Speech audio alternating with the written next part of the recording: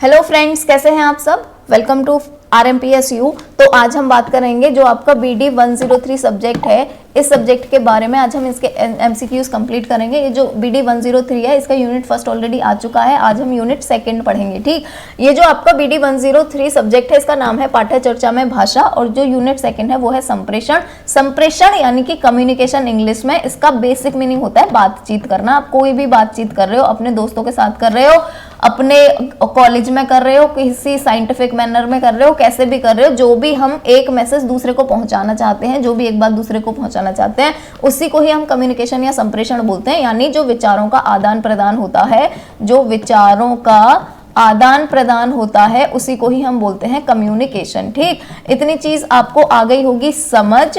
इसके बाद में ना, ये जो कम्युनिकेशन है, इसमें थोड़े से वैसे शब्द हैं जो आपको ना थोड़े समझ आने चाहिए, कुछ ऐसी चीजें हैं। तो इसके लिए हम क्या करेंगे, आपको पहले थोड़ा सा ना समझा देंगे कि जो संप्रेषण है वो होता क्या है, उसके टाइप्स कौन कौन से हैं, उसके एलिमेंट कौन कौन से हैं। ठीक, जो कम्युनिकेशन होता है वो किस किस तरह से, कितने तरह का हो सकता है। तो इसमें बहुत सारी चीजें हैं, तो वो हम थोड़ा सा पहले समझ लेते हैं कि बेसिकली जो संप्रेषण है उसके अंदर हमें पढ़ना क्या क्या है। ठीक, तो चलिए अब आ जाइए आप यहाँ पर कि जो कम्युनिकेशन है वो है क्या। सबसे पहले आपको क्या पढ़ना है कि ये जो कम्युनिकेशन है, कम्युनिकेशन यानी कि संप्रेषण। ठीक है, अब संप्रेषण को आपको कम्युनिकेशन भी समझना पड़ेगा कि संप्रेषण को कम्युनिकेशन बोलते हैं, तभी आप इसको याद कर पाएंगे। क्यों याद कर पाएंगे? क्योंकि देखिए जो संप्रेषण होता है ना, ये बाद में बना था, पहले कम्युनिकेशन वर्ड बन गया था, है ना। तो कम्युनिकेशन जो है, अब हमें अगर वो पूछेगा संप्रेषण जो है वो कौन सी लैंग्वेज से लिया गया है और किस शब्द से लिया गया है, तो वो संप्रेषण तो पहले आया नहीं था, कम्युनिकेशन पहले आया ना। कम्युनिकेशन का हिंदी बनाया गया था बाद में संप्रेषण। तो इसीलिए हमें कम्युनिकेशन याद रखना बहुत ज्यादा इंपॉर्टेंट है, क्योंकि वो संप्रेषण भी पूछेगा, संप्रेषण कौन से लैंग्वेज के किस वर्ड से आया है, तभी भी हमें कम्युनिकेशन याद होना चाहिए। जैसे कि जो संप्रेषण है ये बेसिकली लैटिन भाषा से आया है। ठीक है, किस भाषा से आया है? लैटिन भाषा से आया है। और लैटिन जो भाषा है उसके कौन से शब्द से आया है? तो लैटिन भाषा का शब्द है एक कम्युनिस। ठीक है, क्या है? कम्युनिस। तो ये कम्युनिस वर्ड था एक, उससे लिया गया है। और कम्युनिकेशन जो है इसका मतलब क्या होता है? संचार करना। ठीक है, तो इसीलिए जो विचारों का, हम ऐसे भी बोल सकते हैं, विचारों के संचार को ही हम संप्रेषण बोलते हैं। ठीक है, तो इतनी चीज आपको आ गई होगी समझ। आपको याद रखना है संप्रेषण या कम्युनिकेशन लैटिन वर्ड से लिया गया है। और किससे लिया गया है? कम्युनिस्ट से लिया गया है, जिसका मतलब होता है संचार करना, यानी ट्रांसमिट करना या संचार करना। ठीक, इतनी चीज आपको आई होप हो गई होगी क्लियर। तो अब हम नेक्स्ट अपनी चीज पे शिफ्ट होते हैं, और हमें जो नेक्स्ट चीज पढ़नी है वो क्या पढ़नी है कि तत्व कौन कौन से होते हैं कम्युनिकेशन के। ठीक है, कम्युनिकेशन के तत्व कौन कौन से हैं। तो तत्व जो कम्युनिकेशन होता है, इसके 4 तत्व होते हैं। अब देखिए, मैं इसको आपको अगर वैसे समझाऊं, मतलब आपको अगर मैं वैसे समझाऊं कि थोड़ी सी इजी वाली लैंग्वेज में समझाऊं, तो अभी देखिए मैं आपको पढ़ा रही हूं। ठीक है, तो ये बन गई हूं मैं। ठीक, आप जो बच्चे हैं वो अपने फोन पे पढ़ रहे हो, तो ये कौन बन गए? ये बन गए जी बच्चे, जिनके हाथ में, चलो फोन नहीं बनाते अब, ऐसे ही रहने देते हैं, है ना। तो ये बन गए आप बच्चे, और ये हूं मैं। ठीक है, अब मैंने क्या किया, मैं जो भी अभी पढ़ा रही हूं आपको, तो मैंने अपनी भाषा के अंदर शब्द भी डाले हुए हैं ना। ठीक है, क्या डाले हुए हैं? शब्द डाले हुए हैं। कोई मैसेज है ये शब्दों का बना हुआ। ठीक, और ये मैसेज आपके थ्रू कैसे पहुंच रहा है? ऑनलाइन पहुंच रहा है। ठीक है, ये सारी चीजें क्योंकि इंपॉर्टेंट है, बेसिकली 4 तत्व होते हैं कम्युनिकेशन के, वो चारों तत्व आपको ऐसे ही समझ आएंगे। तो देखिए, ये जो फर्स्ट तत्व होता है ये क्या होता है? ये होता है संप्रेषक। ठीक है, क्या होता है ये? संप्रेषक। यानी कि अभी यहाँ पे कौन है संप्रेषक? मैं हूं। मैं आपको बातें बोल रही हूं। ठीक है, मैं आपको बातें बोल के आपको बता रही हूं कुछ, इसीलिए मैं हो गई संप्रेषक। ठीक है, तो ये हो गई मैं संप्रेषक। इतनी चीज क्लियर हो गई होगी। नेक्स्ट चीज जो होती है वो होती है संदेश। ठीक है, कि क्या मैसेज है या क्या संदेश है। तो संदेश क्या है? अभी मैं ये आपको जितनी भी चीजें पढ़ा रही हूं, ये क्या है? संदेश है। ठीक, इसका जो नेक्स्ट एलिमेंट या नेक्स्ट तत्व होता है वो होता है माध्यम। ठीक है, मेरा माध्यम क्या है? अगर मैं बोलूं मेरा माध्यम क्या है, ये शब्द तो मैंने बोल दिए हैं, लेकिन इसका माध्यम क्या है? तो ये माध्यम क्या है? बेसिकली ये माध्यम दोनों तरह के हैं। मैं आपको लिखित में भी दे रही हूं और मैं अपने मुंह से भी बोल रही हूं। तो मौखिक और लिखित दोनों माध्यम हो जाएंगे। समझ गए आप? यहाँ पे अगर मैं अपनी बात करूं तो मैं मौखिक और लिखित दोनों कर रही हूं ना, आप मुझे सुन भी पा रहे हैं और मैं यहाँ पे लिख भी रही हूं, इसीलिए माध्यम कौन सा हो जाएगा? दोनों, मौखिक भी और लिखित भी। ठीक, इतनी चीज आपको हो गई होगी क्लियर। अब नेक्स्ट आते हैं, नेक्स्ट क्या बच गया? लास्ट स्टेप बच गया, यानी मैंने यहाँ पे जो मैसेज था वो मैं अपनी लैंग्वेज में मैंने बुन भी लिया, जो भी मैं बोल रही हूँ वो मैं एनकोड कर रही हूँ ना अपनी लैंग्वेज में, है ना, तो वो मैंने एनकोड भी कर लिया है। उसके बाद में माध्यम यानी कि मौखिक और लिखित दोनों माध्यम से मैं आपको बता भी रही हूँ। अब हमारा लास्ट स्टेज रह गया कि आप लोग जो हैं, आप लोगों को क्या बोलते हैं? तो आप लोगों को बोलते हैं ग्राहक और संप्रेषक। ठीक है, जो ग्रहण कर रहा होता है उसको बोलते हैं ग्राहक संप्रेषक। इतनी चीज आपको हो जानी चाहिए अभी तक क्लियर। इन चीजों में कोई भी कंफ्यूजन हो मुझे कमेंट में लिख के भेजिएगा, मैं दोबारा से बता दूंगी अगर यहाँ तक आपको कोई भी दिक्कत आ रही है तो। ठीक, इसके बाद में नेक्स्ट हम देखेंगे कि जो कम्युनिकेशन की प्रक्रिया होती है, ठीक है, या जो प्रोसेस होता है इसका, उसमें क्या क्या चीजें इंक्लूड होती हैं। जैसे अगर मैं अभी आपको बता रही हूं तो क्या क्या इसके अंदर प्रक्रियाएं होंगी। ठीक है, तो बेसिक जो प्रक्रियाएं होती हैं वो होती हैं 6। आपको याद रखना है कितनी प्रक्रियाएं यूज होती हैं यहाँ पर? 6 तत्व याद रखने हैं। कितने तत्व होते हैं? 4 तत्व होते हैं और प्रक्रिया होती हैं 6। अब ये जो प्रक्रिया हैं ये कौन कौन सी हैं? तो सबसे पहले तो संप्रेषक ही आएगा, जो हमने यहाँ पे लिखा था ना, यही संप्रेषक।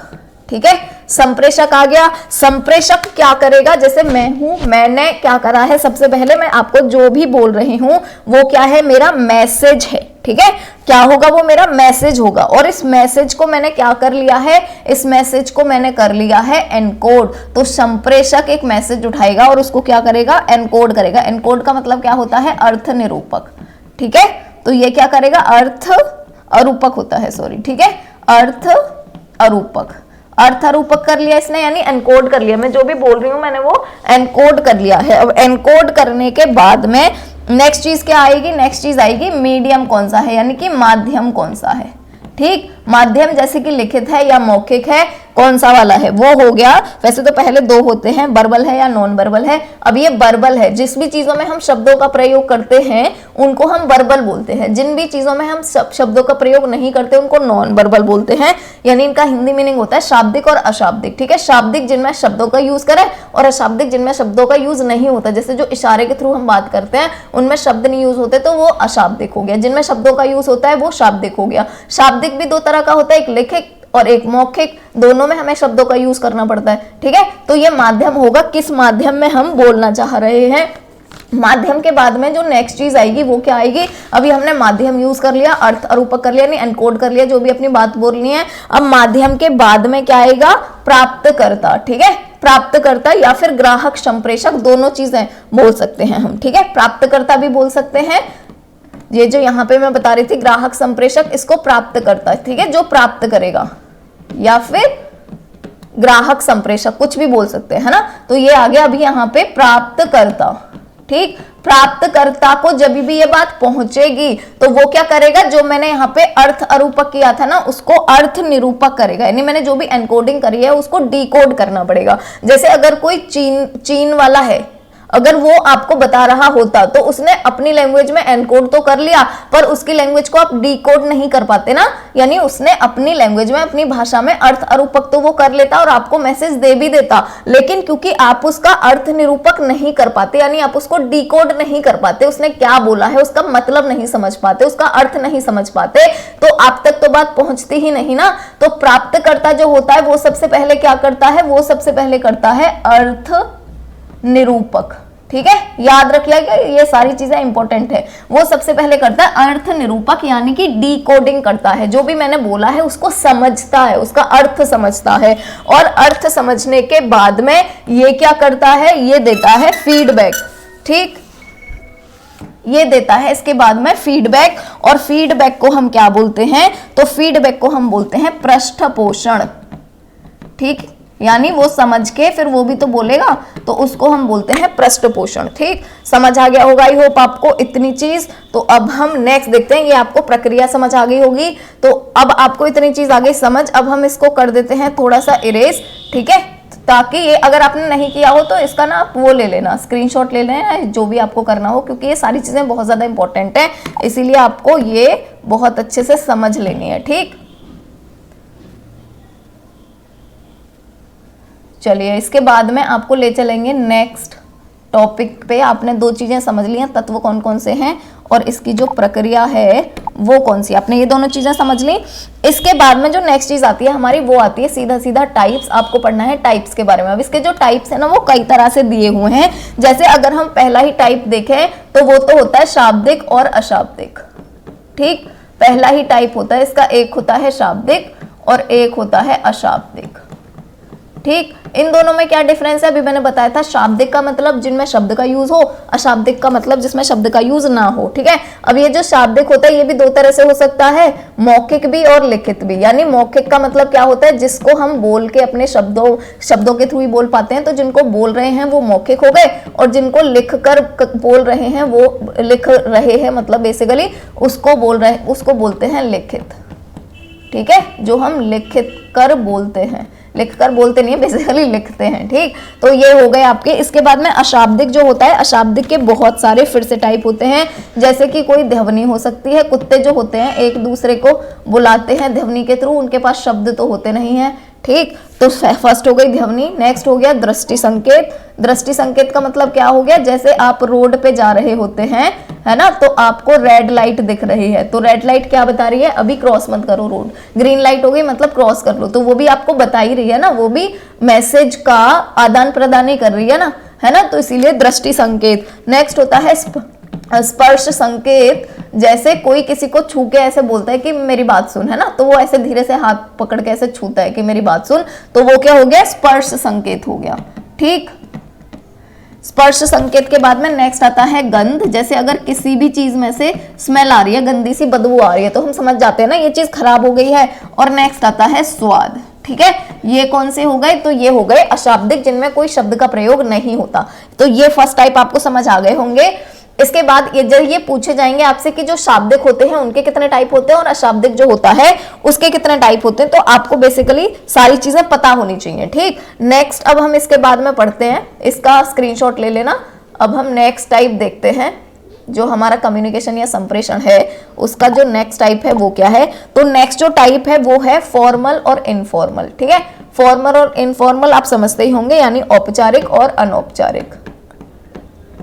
ठीक, औपचारिक जो होता है वो कैसे होता है, वो होता है जहां पर जैसे कॉलेज में हम अच्छे से बोलते हैं, अच्छे से बातें करते हैं, किसी कंपनी में हम औपचारिक बातें करेंगे, है ना, तो ये हो गए औपचारिक और अनौपचारिक। ये आप समझते ही होंगे, इससे ज्यादा मैं और क्या ही बोलूं, है ना। औपचारिक मतलब जो हम अच्छे से बात करते हैं, किसी एक स्टैंडर्डाइज्ड भाषा में बात करते हैं, और अनौपचारिक होता है जैसे जो हम अपने घर में बात करें, अपने दोस्तों के साथ बात करें, वो होता है अनौपचारिक। ठीक, तो एक टाइप होता है ये।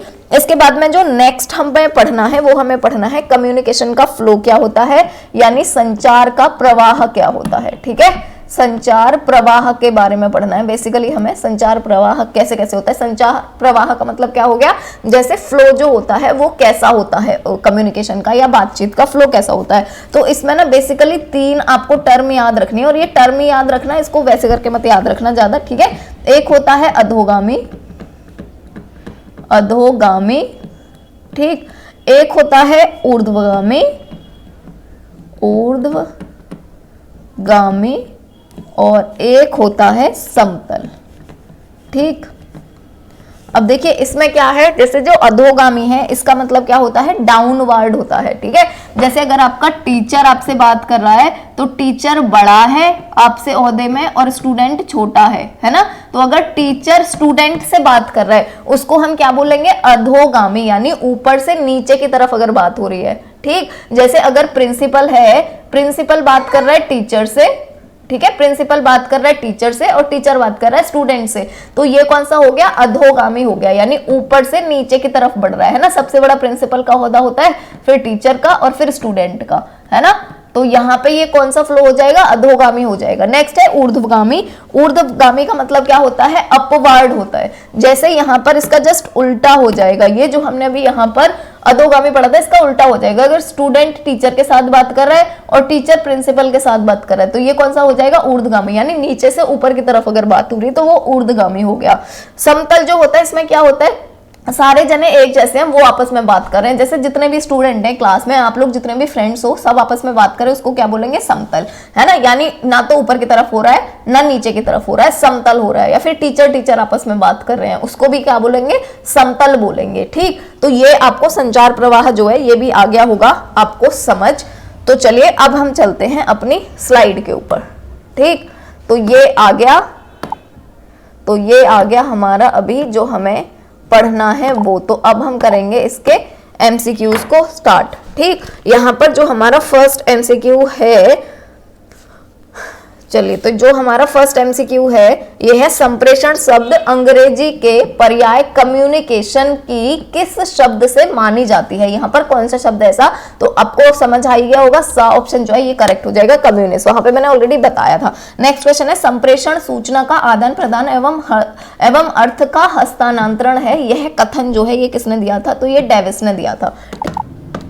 तो हमारा नेक्स्ट क्वेश्चन है निम्नलिखित में से कौन सी संप्रेषण की चारित्रिक विशेषताएं हैं। ठीक, यहाँ पर ए, बी और डी जो हैं ये तीनों हैं। ठीक है, अब यहाँ पर देखो क्या होता है कि जो निम्नलिखित में कौन से संप्रेषण की चारित्रिक विशेषताएं पूछ रहा है। ये चारित्रिक विशेषताएं, ठीक है, कि इसके अंदर क्या क्या होता है वो पूछ रहा है। तो यहाँ पे सी जो है ये तो टाइप्स हो गए ना, टाइप्स तो ये पूछ ही नहीं रहा है। ठीक है, ये तो क्या पूछ रहा है? विशेषता पूछ रहा है। तो यहाँ पे सी ऑप्शन गलत हो जाएगा, बाकी सारे के सारे सही है। अब ए, बी और डी किस किस के अंदर दिया हुआ है? तो फर्स्ट ही ऑप्शन है हमारा यहाँ पर करेक्ट ऑप्शन। ठीक, नेक्स्ट है संचार में गुणार्थक शब्द कौन से हैं। तो गुणार्थक शब्द जो है यानी जहां से संचार जो है वो हमने सीखा है, तो किसके थ्रू सीखा है? अपनी संस्कृति के थ्रू सीखा है, इसीलिए जो इसका गुणार्थक शब्द हो जाएगा वो क्या हो जाएगा? सांस्कृतिक हो जाएगा। ठीक, नेक्स्ट जो क्वेश्चन है वो है संप्रेषण सूचनाओं एवं समझ को एक व्यक्ति से दूसरे व्यक्ति तक पहुंचाने की प्रक्रिया है।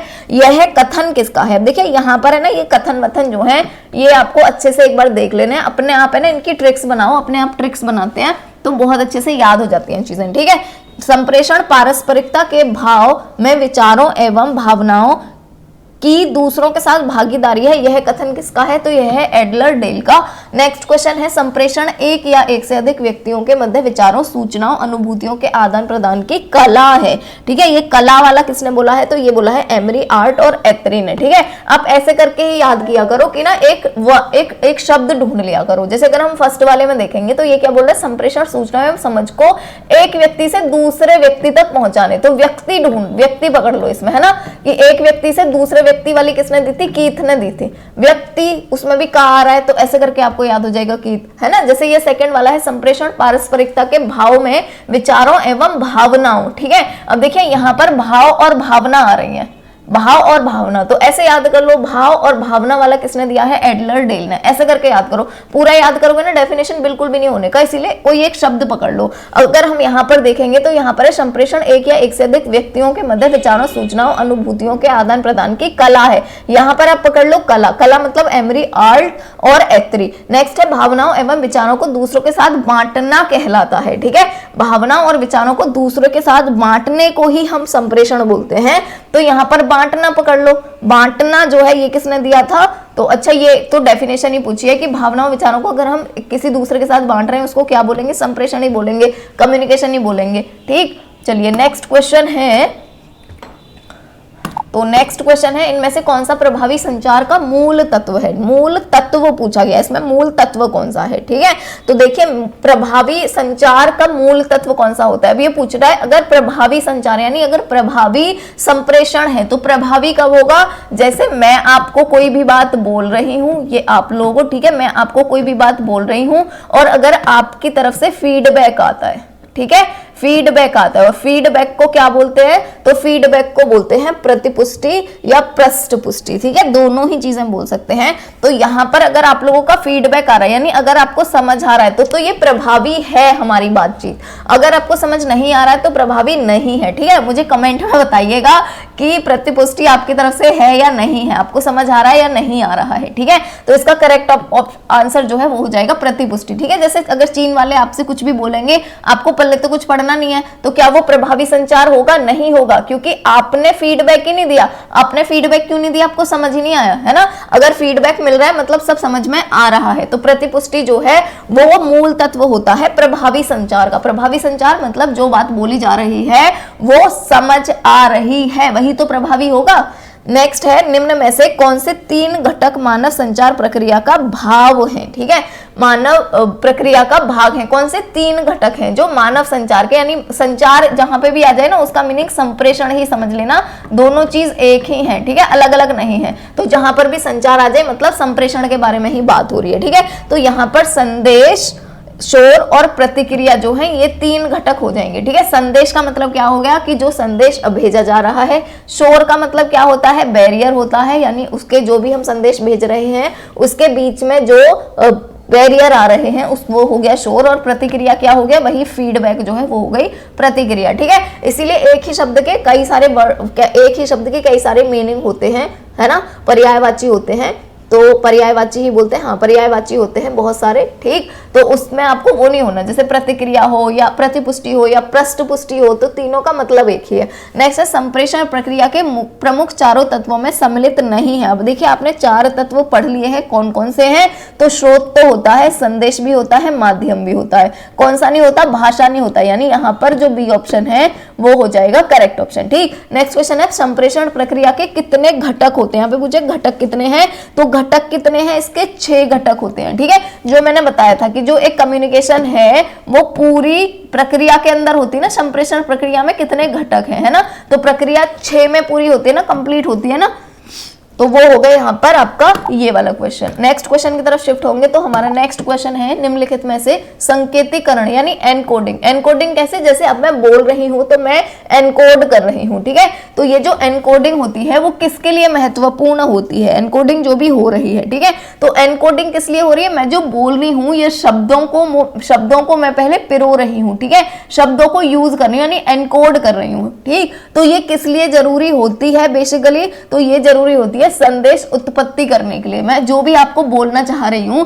पहले मुझे उसकी एनकोडिंग करनी पड़ रही है ना, शब्द एक लाइन में बोलने पड़ रहे हैं, उनका सेंटेंस बनाना पड़ रहा है, उसी को ही सेंटेंस बनाने को ही बोलते हैं एनकोडिंग, या वाक्य बनाने को ही बोलते हैं एनकोडिंग। तो मैं वाक्य बना क्यों रही हूं, संदेश बनाने के लिए, ठीक। नेक्स्ट है कौन सा कथन जो है वो प्रतिपुष्टि के संदर्भ में सत्य है। प्रतिपुष्टि क्या होता है, इसको भूलना नहीं है, प्रतिपुष्टि होता है बेसिकली फीडबैक, ठीक है, तो इसको आपको भूलना नहीं है, पकड़ के चलना सारी चीजें। ये शब्द आपको आएंगे समझ, किसका क्या मीनिंग है आप तभी समझ पाएंगे। जैसे अभी मैं बोल रही हूँ आपको समझ आ रहा है और आप फिर फीडबैक दे रहे हैं, आप कमेंट लिखते हैं ना, वो फीडबैक है ना, तो फीडबैक यानी कि प्रतिपुष्टि कर रहे हैं आप, ठीक है। तो प्रतिपुष्टि के संदर्भ में जो सत्य बात है वो कौन सी है, तो ऐसी स्थिति जब प्रेषक और प्राप्तकर्ता जानकारी का विनिमय करते हैं, ठीक है। प्रेषक यानी कि मैं भेज रही हूँ आपको, मैं बोल रही हूँ, प्राप्तकर्ता आप लोग हो, तो दोनों जानकारी का विनिमय करते हैं, दोनों के बीच में जानकारी जो है उसका आदान प्रदान हो रहा है, ठीक है। तो यही प्रतिपुष्टि के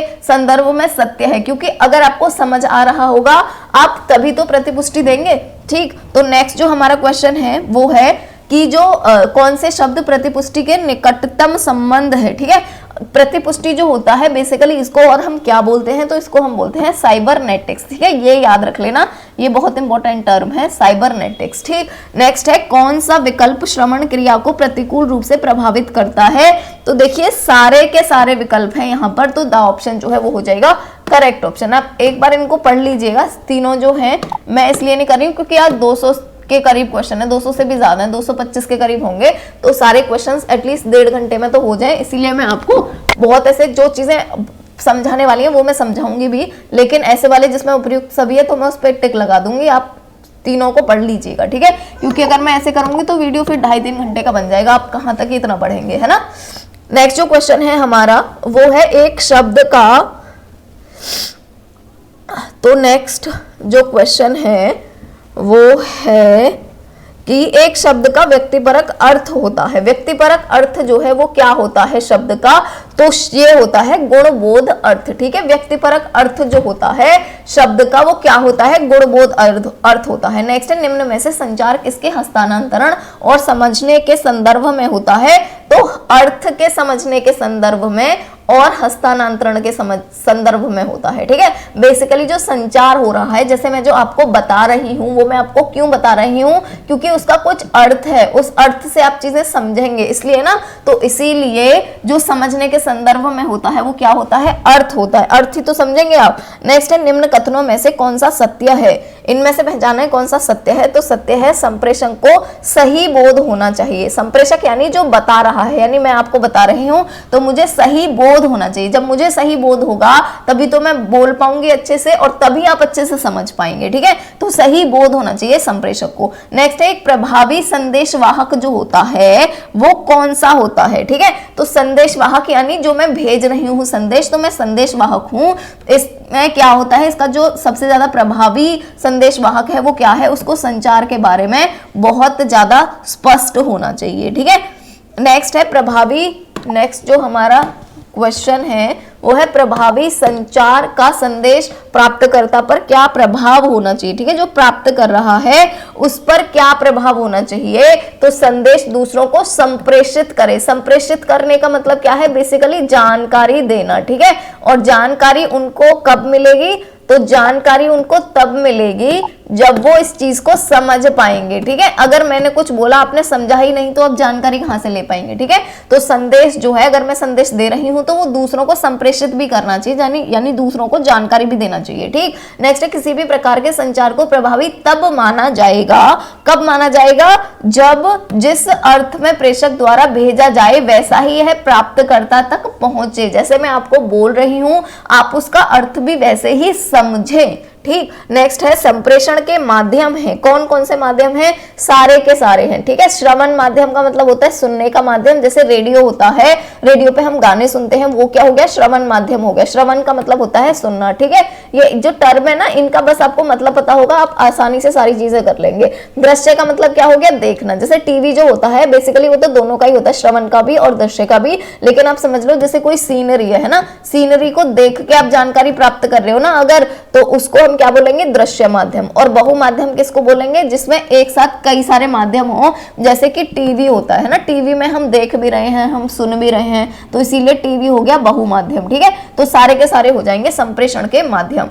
मुद्रित माध्यम जो है वो कौन सा है, नेक्स्ट क्वेश्चन है ये, ठीक है। मुद्रित का मतलब क्या होता है, जिसमें चिन्ह बने हो बेसिकली, ठीक है, यानी कि लिखी हुई हो चीजें या चित्र बने हो या जो भी हो, उसको बोलते हैं मुद्रित। मुद्रित बेसिकली जिसमें मुद्राएं बनी हो, है ना, चाहे वो मुद्राएं कैसी भी हो, चाहे वो शब्द की मुद्रा हो, चाहे वो चित्र की मुद्रा हो, कैसी भी हो, बेसिकली मुद्राएं हो। तो समाचार पत्र में शब्दों की मुद्राएं होती हैं, शब्दकोश में शब्दों की मुद्राएं हैं, और एटलस में क्या बना हुआ है, मैप बना हुआ है, ठीक है। इसलिए यहाँ पर भी उपयुक्त सभी हो जाएगा कि सारे के सारे मुद्रित माध्यम हैं, जिनमें की चीजें बनी हुई होती है चित्र के माध्यम से और हम उनको देख के समझ लेते हैं कि ये क्या बोल रहा है, ठीक। नेक्स्ट है जो अमुद्रित माध्यम है वो कौन सा है। अमुद्रित का मतलब क्या होता है, जिसके अंदर मुद्राएं ना बनी हो, ठीक है, चित्र जो है वो ना बने हो। तो अमुद्रित माध्यम कौन सा हो जाएगा, देखिए यहाँ पर सारे के सारे अमुद्रित माध्यम है, टेलीविजन भी, स्लाइड भी और रेडियो भी। क्यों है, क्योंकि यहाँ पर कोई भी शब्द वब्दों का कोई मुद्रा नहीं बन रही है, ठीक। तो यहाँ पर भी हो जाएगा प्रयुक्त सभी।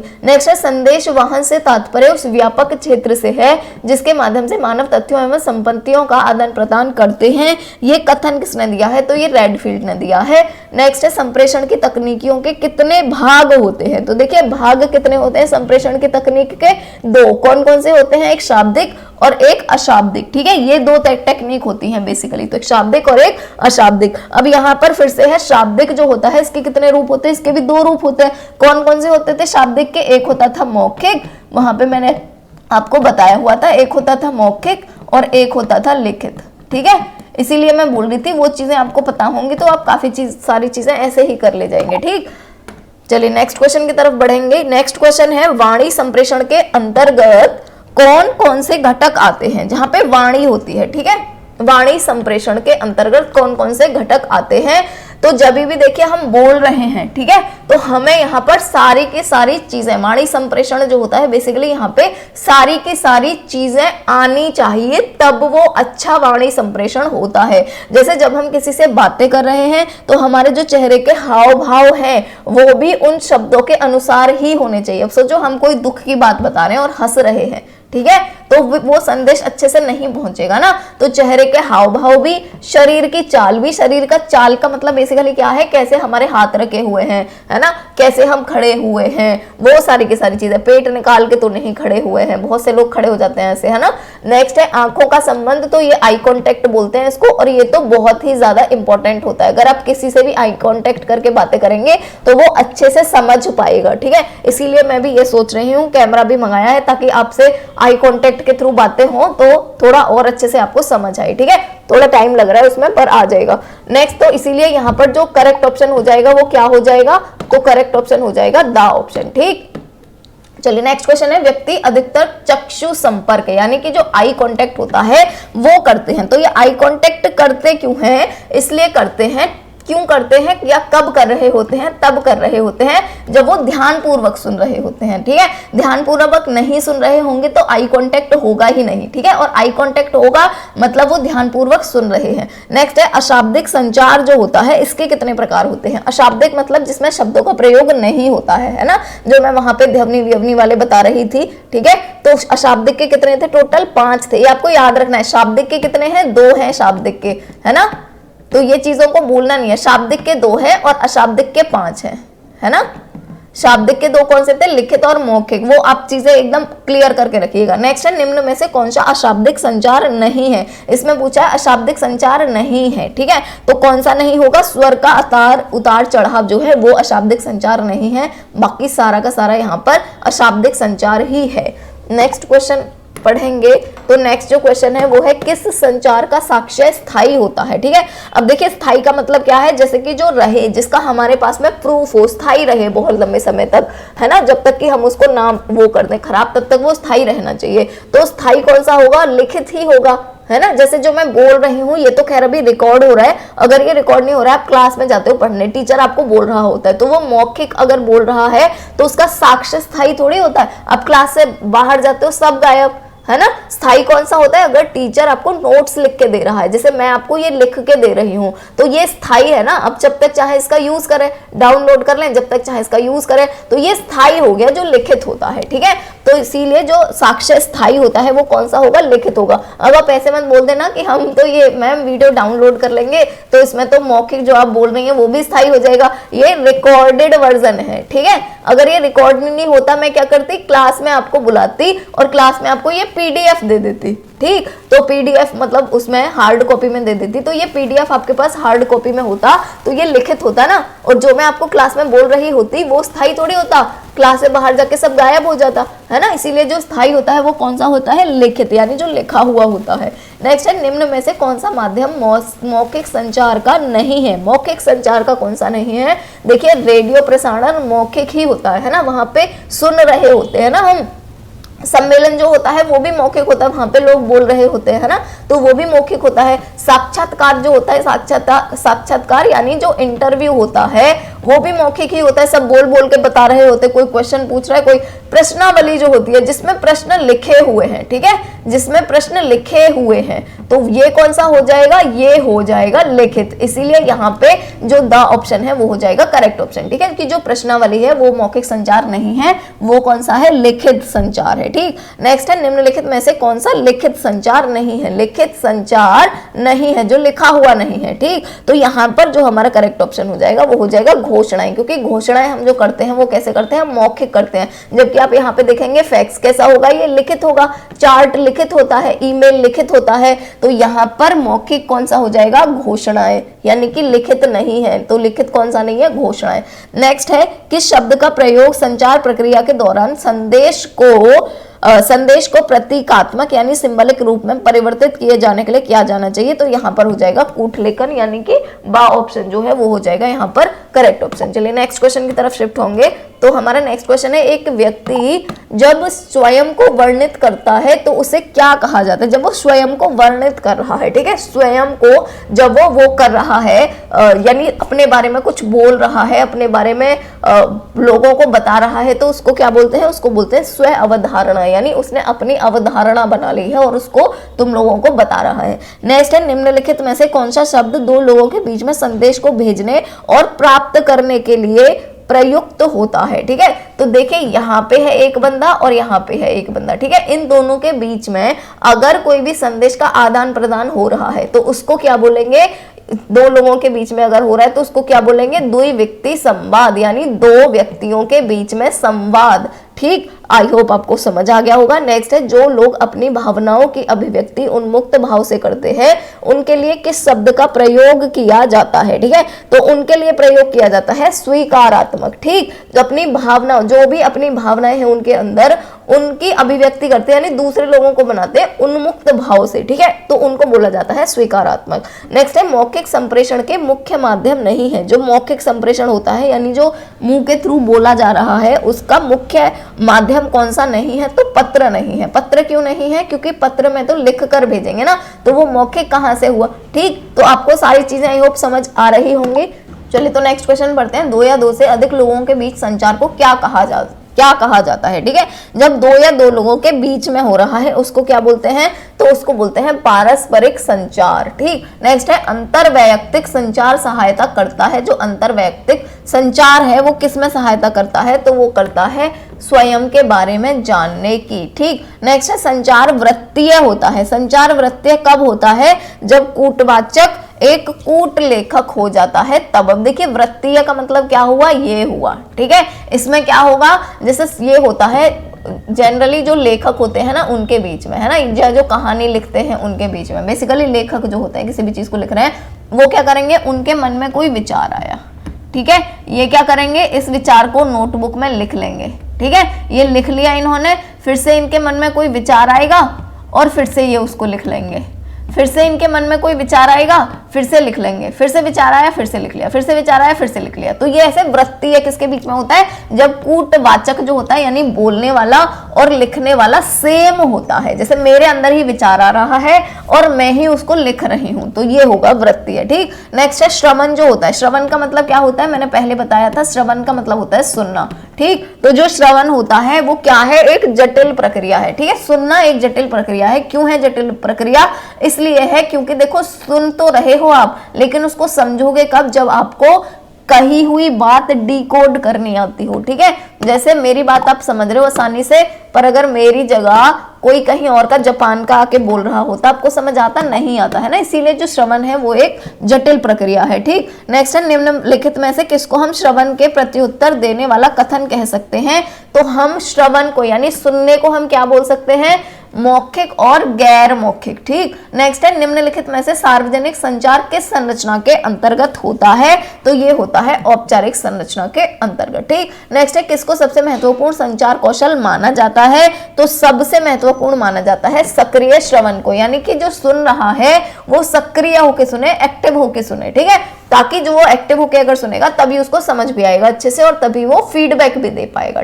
तभी वो प्रतिपुष्टि भी कर पाएगा। ठीक, नेक्स्ट ऐसी कौन सी तकनीक है जो एक सक्रिय श्रोता द्वारा प्रयोग की जा सकती है, तो वो है वक्ता के अर्थ की संक्षिप्त व्याख्या करना। नेक्स्ट क्वेश्चन है, निम्न में से किसको हम प्रभावी श्रवण में शामिल कर सकते हैं, किसको कर सकते हैं, संदेश की प्रतिपुष्टि को। ठीक है, प्रभावी श्रवण होगा यानी सुन जो रहा होगा, अच्छी तरह से सुन रहा होगा, ये हम कब कह सकते हैं, जब वो संदेश की प्रतिपुष्टि करे यानी फीडबैक भी दे। फीडबैक कब दे पाएगा, जब वो अच्छे से सुन रहा होगा, है ना। तो प्रभावी श्रवण यानी प्रभावी सुनना जो है, अच्छी तरह से सुनना जो है वो उसको हम कब बोल सकते हैं, तब बोल सकते हैं जब वो संदेश की प्रतिपुष्टि कर सके। नेक्स्ट है, संदेश के हस्तांतरण में जो बाधा हस्तक्षेप करती है उसको क्या बोलते हैं। जैसे मैं आपको बता रही हूँ कुछ भी और ये बीच में, जैसे सपोज करो आप फोन पे ही सुन रहे हो अभी, और अगर आपकी जो मम्मी है वो चाय बना रही है और वो अदरक कूट रही है, ठीक है, तो वो क्या हो जाएगा, बाधा हो जाएगी। ठीक है, और ये जो बाधा है जो हस्तक्षेप करेगी, मैं जो बोलूंगी आप अच्छे से सुन नहीं पाएंगे, वो बाधा जो है उसको क्या बोलते हैं, शोर बोलते हैं। तो यहाँ पर सा ऑप्शन जो है वो हो जाएगा करेक्ट ऑप्शन। नेक्स्ट जो क्वेश्चन है वो है, संचार प्रक्रिया में विघटन को क्या कहा जाता है, तो विघटन को बोलते हैं शोर, ठीक है। संचार प्रक्रिया में विघटन हो रहा है। विघटन का मतलब क्या है? बेसिकली जो बाधा हो रही है, तो इस बाधा को क्या बोलते हैं? शोर बोलते हैं। नेक्स्ट है, कक्षा में संचार की सबसे शक्तिशाली बाधा कौन सी होती है? सबसे शक्तिशाली बाधा कौन सी होगी? भ्रमित शिक्षक। जब शिक्षक ही भ्रमित होगा तो वो मैसेज अच्छे से एनकोड नहीं कर पाएगा, तो मैसेज ढंग से बोल नहीं पाएगा, और जब ढंग से बोला ही नहीं तो जो भी विद्यार्थी है वो उसको सुनेंगे ही क्या, ठीक है। और जब वो अच्छे से सुन ही नहीं पाएंगे, समझ ही नहीं पाएंगे, तो वो फिर प्रतिपुष्टि ही क्या करेंगे? फीडबैक ही क्या दे पाएंगे, ठीक। चलिए नेक्स्ट क्वेश्चन की तरफ शिफ्ट होंगे। तो नेक्स्ट क्वेश्चन है, प्राथमिक स्तर पर भाषा सिखाने की सर्वश्रेष्ठ विधि जो है वो कौन सी है? तो बच्चे जो होते हैं उनको भाषा का प्रयोग करने के विविध अवसर देने चाहिए, ठीक है। उनके बोलने देने चाहिए। जितने ज्यादा बच्चे बोलेंगे उतने ज्यादा सीखेंगे, जैसे हम कल की वीडियो में भी बात कर रहे थे, ठीक। नेक्स्ट है, प्रारंभिक स्तर पर हिंदी भाषा की पाठ्य पुस्तक का निर्माण करते समय इस बात का ध्यान रखा जाए कि जो पाठ होता है वो बच्चों में पढ़ने लिखने की कुशलता का ही विकास करे, ठीक। जो भी कुशलता है उनका, उसका विकास करे। नेक्स्ट क्वेश्चन की तरफ शिफ्ट होंगे। तो नेक्स्ट क्वेश्चन है, पहली कक्षा की हिंदी भाषा की पाठ्य पुस्तक में आप किस विधा को सबसे अधिक महत्व देंगे? सबसे अधिक महत्व आप किसको देंगे? तो हम सबसे अधिक महत्व देंगे जी कहानी को। जैसे मैं कल भी बता रही थी, जहां भी पहली कक्षा आ जाए, पहली कक्षा नहीं, इवन जहां भी कक्षा 1 से कक्षा 5 तक की भी बात हो रही हो, प्राथमिक कक्षा की भी बात हो रही हो, वहां भी हम सबसे ज्यादा महत्व किसको देंगे? कहानी को देंगे, क्योंकि कहानी के थ्रू बच्चे बहुत अच्छे से समझते हैं, ठीक। नेक्स्ट है, बच्चों को कहानी सुनाने की उपयोगिता सिद्ध होती है कहानी कहने के तरीके से, ठीक है। किस तरीके से कहानी कही जा रही है। नेक्स्ट है, जब बच्चे कहानियां पढ़ते हैं तो वे अन्य लोगों के अनुभव में प्रवेश करते हैं, ठीक है। सा ऑप्शन यहाँ पे करेक्ट हो जाएगा। नेक्स्ट है, प्राथमिक स्तर पर आप कहानियों कविताओं में किस पक्ष को सबसे ज्यादा महत्वपूर्ण मानते हैं? तो हम मानते हैं सबसे ज्यादा महत्वपूर्ण घटनाओं, शहरों और पदों में दोहराव को, ठीक। नेक्स्ट क्वेश्चन की तरफ शिफ्ट होंगे। तो नेक्स्ट क्वेश्चन है, प्राथमिक स्तर की कक्षा के संदर्भ में नीचे दिए गई किस स्थिति में वास्तव में लेखन हो रहा है? लेखन किसके अंदर हो रहा है? तो दो के समूह में चर्चा करने के बाद विद्यार्थी अपनी अपनी पुस्तिका में लिख रहे हैं, ठीक है। पहले दोनों जने बातें कर रहे हैं, या जो भी टीचर समझा रहा है उसके बारे में डिस्कशन कर रहे हैं, उसके बाद अपनी अपनी पुस्तिका में लिख रहे हैं, ठीक है। तो ये हो रहा है लेखन। नेक्स्ट क्वेश्चन है, प्राथमिक स्तर पर जो भाषा शिक्षण के अंतर्गत बातचीत का एक महत्वपूर्ण उपकरण है, क्योंकि यह सीखने और सीखी हुई बातों को सुदृढ़ बनाने का एक आधारभूत साधन है, ठीक। नेक्स्ट क्वेश्चन है, बाकी तीनों ना आप पढ़ लीजिएगा, मैं इसलिए नहीं करा रही हूँ, बहुत लंबा वीडियो हो जाएगा। नेक्स्ट क्वेश्चन है, एकेडमिक सन शुरू होने के 2 माह बाद तक भी कक्षा 4 के विद्यार्थियों को भाषा की पाठ्य पुस्तक उपलब्ध नहीं कराई जा सकी है। ऐसी स्थिति में शिक्षक क्या करेगा? ठीक है, पुस्तक ही नहीं है बच्चों के पास, तो शिक्षक क्या करेगा? वो भाषाई क्षमताओं के विकास के लिए अन्य विषयों की पाठ्य पुस्तकों का प्रयोग करेगा। ठीक है, ये सीटेट का क्वेश्चन है, पर ये ऐसे क्वेश्चन भी आते हैं आपके एग्जाम में, है ना, सीटेट का क्वेश्चन है। नेक्स्ट क्वेश्चन है, यदि पठन सामग्री के साथ चित्र हो, ठीक है, चित्र भी बना हो तो क्या होगा? तो जो बच्चे हैं वो लिखे हुए के बारे में अनुमान लगाना आसान कर लेंगे। ठीक है, आसानी से उन्हें अनुमान लग जाएगा कि क्या लिखा हुआ है ना। इसीलिए तो जो छोटे छोटे बच्चे होते हैं उनकी बुक में एप्पल भी लिखा होता है और साथ में एप्पल बना हुआ भी होता है ना। किस लिए होता है बना हुआ? ताकि जो, मुझे तो एप्पल भी नहीं बनाना आता देखो, है ना, ताकि जो बच्चे हैं वो समझ सकें कि ये एप्पल है, इसलिए तो चित्र भी इसीलिए बनाते हैं ताकि वो अनुमान लगा लें ये क्या है, क्योंकि स्टार्टिंग में उन्हें पढ़ना तो आता है नहीं ज्यादा। नेक्स्ट है, किसी कक्षा में चित्रात्मक तथा रंग बिरंगे चार्ट होने चाहिए, कौन सा विकल्प इसके उद्देश्य की पूर्ति नहीं करता है? तो नहीं करता है पूछा गया है, यानी बच्चों के कल्पना लोक के रंगों तथा आकृतियों को पहचान नहीं मिलती है, यहाँ पे नहीं मिलती है, हो गया, इसीलिए जो ऑप्शन है वो हो जाएगा यहाँ पर सही ऑप्शन। नेक्स्ट है, प्राथमिक स्तर पर भाषिक रेखांकन और चित्रांकन जो होता है वो लेखन अभ्यास का एक महत्वपूर्ण चरण है। नेक्स्ट क्वेश्चन है, मेरी तबीयत भी आज खराब है पर फिर भी मैंने सोचा कि आपका काम होना जरूरी है ना, तो इसीलिए मैं करा रहे हो, वरना मेरी बहुत तबीयत खराब है। आई होप आपको मेरी आवाज से ही लग रहा होगा। नेक्स्ट क्वेश्चन है, उच्च प्राथमिक स्तर पर हिंदी भाषा की पाठ्य पुस्तकों में अन्य विषयों के पाठों को स्थान देने का एक महत्वपूर्ण उद्देश्य क्या है? दूसरे विषयों का ज्ञान देना। नेक्स्ट क्वेश्चन है, उच्च प्राथमिक स्तर पर विभिन्न विषयों पर आधारित पाठों को पाठ्य पुस्तक में शामिल करने का उद्देश्य क्या है? बच्चों को विभिन्न प्रयुक्तियों से परिचित कराना। द ऑप्शन जो है वो हो जाएगा यहाँ पर करेक्ट ऑप्शन। तो नेक्स्ट क्वेश्चन है कि उच्च प्राथमिक स्तर पर पाठ्य पुस्तकों को न केवल विषय वस्तुओं के लिए स्थान उपलब्ध करवाना चाहिए, बल्कि और क्या कराना चाहिए? तो विविध भाषाओं के लिए भी स्थान उपलब्ध कराना चाहिए। ठीक है, क्यों कराना चाहिए विविध भाषाओं के लिए? क्योंकि कोई बच्चा कहीं से आए, कोई बच्चा कहीं से आए, एक तो सबको समझ आए, और फिर जैसे कि हम बोलते हैं कि बहुभाषिता जो है उसको प्रमोट करना चाहिए, एक से ज्यादा लैंग्वेज आनी चाहिए हर किसी को। ठीक है, नेक्स्ट है, कक्षा 8 के लिए साहित्य का चयन करते समय आप किस तत्व को सर्वाधिक महत्व देंगे? ठीक है, सर्वाधिक महत्व किसको देंगे? परिकथा को। ठीक है, क्योंकि कक्षा 8 के विद्यार्थी हैं ये। नेक्स्ट है, कक्षा संप्रेषण का बाधक तत्व निम्नलिखित में से कौन सा नहीं है? तो यहाँ पर कौन सा नहीं है? कक्षा संप्रेषण के लिए बाधक तत्व निम्नलिखित में से कौन सा? अच्छा, बाधक पूछ रहा है, ये तो स्रोत या प्रेषक जो है वो कहाँ से बाधक हो जाएगा, है ना? जो अपनी बात कर रहा है वो कोई बाधक थोड़े ना होगा। बाकी जितनी भी चीजें हैं, विषय संबंधी अस्पष्टता, देखो अस्पष्टता है, स्पष्ट बात है ही नहीं, तो ये बाधा का काम करेगी। शारीरिक असुविधा जो है ये भी असुविधा है, तो बाधा का काम करेगी। शोर तो करता ही बाधा का काम है, इसीलिए जो लास्ट है स्रोत या प्रेषक वो हो जाएगा करेक्ट ऑप्शन। नेक्स्ट है, संप्रेषण में आने वाली प्रमुख बाधाओं में से एक है, प्रमुख बाधाओं में से एक कौन सी है? ध्वनि प्रदूषण। क्योंकि अगर आप, अभी मैं भी यहाँ पर बोल रही हूँ, आप अपने फोन में सुन रहे होंगे, अगर वहां पर आवाजें हो रही होंगी, ध्वनि प्रदूषण हो रहा होगा, कार की पोंपो पोंपो हो रही होगी, तो आपको अच्छे से समझ थोड़े ना आएगा। तो नेक्स्ट क्वेश्चन है, निम्नलिखित में से कौन सी भौतिक बाधा नहीं है? भौतिक बाधा कौन सी नहीं है? यहाँ पर पूर्व अधिगम जो है वो कोई बाधा थोड़ी ना है। नेक्स्ट है, मनोवैज्ञानिक बाधाएं हैं। मनोवैज्ञानिक बाधाएं कौन सी हैं? सारी की सारी हैं, क्योंकि देखिए अपूर्ण जिज्ञासाएं जो हैं, जो अगर किसी के मन में जिज्ञासा रही है, वो पूछ ही नहीं रहा है, उसको पूर्ण ही नहीं कर पा रहा है ना, तो वो होगी ही बाधा। नेक्स्ट है, जरूरत से अधिक चिंताएं। ठीक है, और नेक्स्ट है, ध्यान ना दे सकना, तो ये सारी की सारी क्या है? बाधाएं हैं। नेक्स्ट है, जर्मन रेश तथा वेल्डन कीथ के अनुसार गैर मौखिक संचारात्मक संदेश को कितने भागों में भेज सकते हैं? ठीक है, इसका करेक्ट आंसर हो जाएगा 3 भागों में भेज सकते हैं। 3 तो चाहिए ही चाहिए। ठीक है, एक प्रेषक चाहिए, एक मैसेज चाहिए, और एक जो भी सुन रहा है ना, ग्राहक, वो चाहिए। 3 तो चाहिए। नेक्स्ट है, शिक्षण का प्रमुख उद्देश्य विचारों, तथ्यों एवं सूचनाओं को छात्रों तक प्रभावशाली ढंग से पहुंचाना है। यह कथन जो है वो किसका है? तो ये हर्बर्ट का है। नेक्स्ट क्वेश्चन की तरफ शिफ्ट होंगे।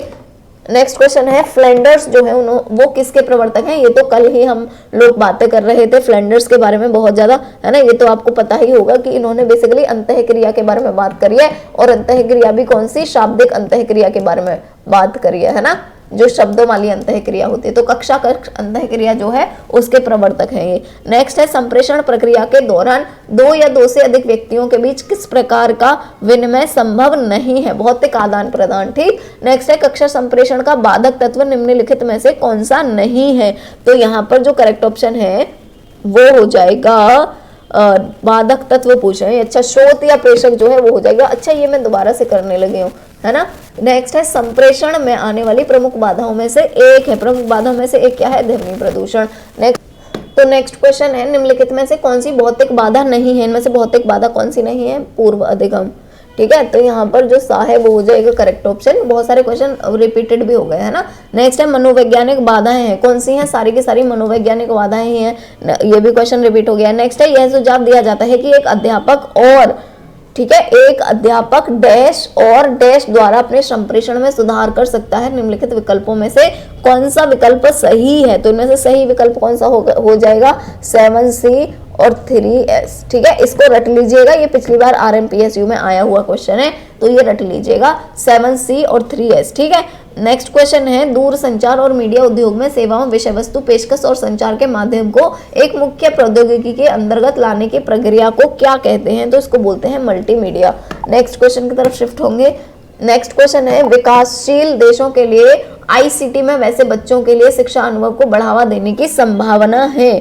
ठीक है, ये क्या है, यहाँ पर कौन सा कथन सत्य हो जाएगा, सारे के सारे सत्य हो जाएंगे। नेक्स्ट है, भारत में शिक्षा के विभिन्न स्तरों के गुणवत्तापूर्ण डिजिटल विषय सूची तैयार करने के लिए भारत सरकार द्वारा की गई पोर्टल में शामिल है। कौन सी चीज पोर्टल में शामिल है, सारी की सारी चीजें पोर्टल में शामिल है। नेक्स्ट क्वेश्चन है, स्कूलों में सूचना एवं संचार प्रौद्योगिकी शिक्षकों को डैश मुहैया कराते हुए उन्हें अपने प्रचलों का रूपांतरण करने का अवसर प्रदान करती है। इसमें भी हो जाएगा उपयुक्त सभी। नेक्स्ट है, भारत सरकार की कंप्यूटर आधारित प्रक्रिया के माध्यम से छात्रों को सिखाने के लिए आईसीटी स्कूल योजना वर्ष कौन से वर्ष में शुरू करी गई थी, तो ये 2004 में शुरू करी गई थी, ये हमने कल भी पढ़ा था। ठीक है, नेक्स्ट क्वेश्चन है, सूचना और संचार प्रौद्योगिकी आईसीटी का भारतीय ग्रामीण विद्यालयों में अधिक उपयोग नहीं हो सका। क्यों नहीं हो सका, क्योंकि ये खर्चीली बहुत है। ठीक है, और खर्चीली है इसीलिए इसका गांव इसको नहीं पहुंचा सकते, यानी ग्रामीण विद्यालयों में इसको नहीं पहुंचा सकते, इतना बहुत ज्यादा खर्चा होता है इसका, इसलिए। ठीक है, नेक्स्ट है, शिक्षा के क्षेत्र की सहायता के लिए पहला उपग्रह जो है वो कौन सा है। ठीक है, तो देखिए ये आपको कैसे याद रखना है, शिक्षा का मतलब होता है एजुकेशन।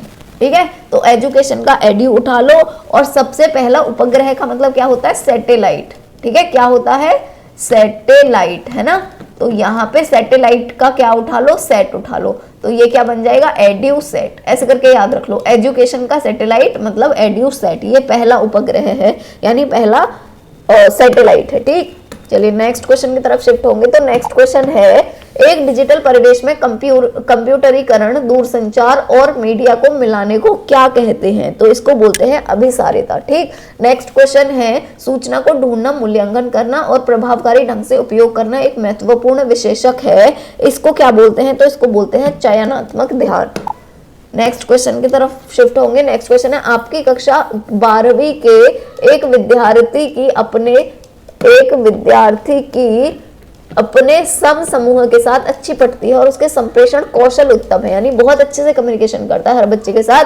उसके लिए निम्नलिखित में से कौन सा पेशा ज्यादा उपयुक्त होगा, कौन सी चीज उसको करनी चाहिए, चिकित्सक वाला काम उसको करना चाहिए, क्योंकि डॉक्टर्स जो होते हैं उनकी भी कम्युनिकेशन अच्छी होती है, तभी वो पेशेंट को अच्छे से अटेंड कर पाएंगे। ठीक है, नेक्स्ट है, कक्षा में प्रभावकारी संचार में क्या बाधा नहीं होगी, पूछ रहा कौन सी नहीं होगी, बाधा नहीं होगी, तो बाधा कौन सी नहीं होगी, वह कथन जो श्रोताओं को अपने अपने परिणाम निकालने के लिए खुले अवसर देता हो। ठीक है, नेक्स्ट है, पाठ्य पुस्तक का अध्ययनात्मक पक्ष है, अध्ययनात्मक पक्ष कौन सा है, प्रकथन। नेक्स्ट है, वैचारिक सामग्री है, वैचारिक सामग्री कौन सी है, मूल विषय वस्तु।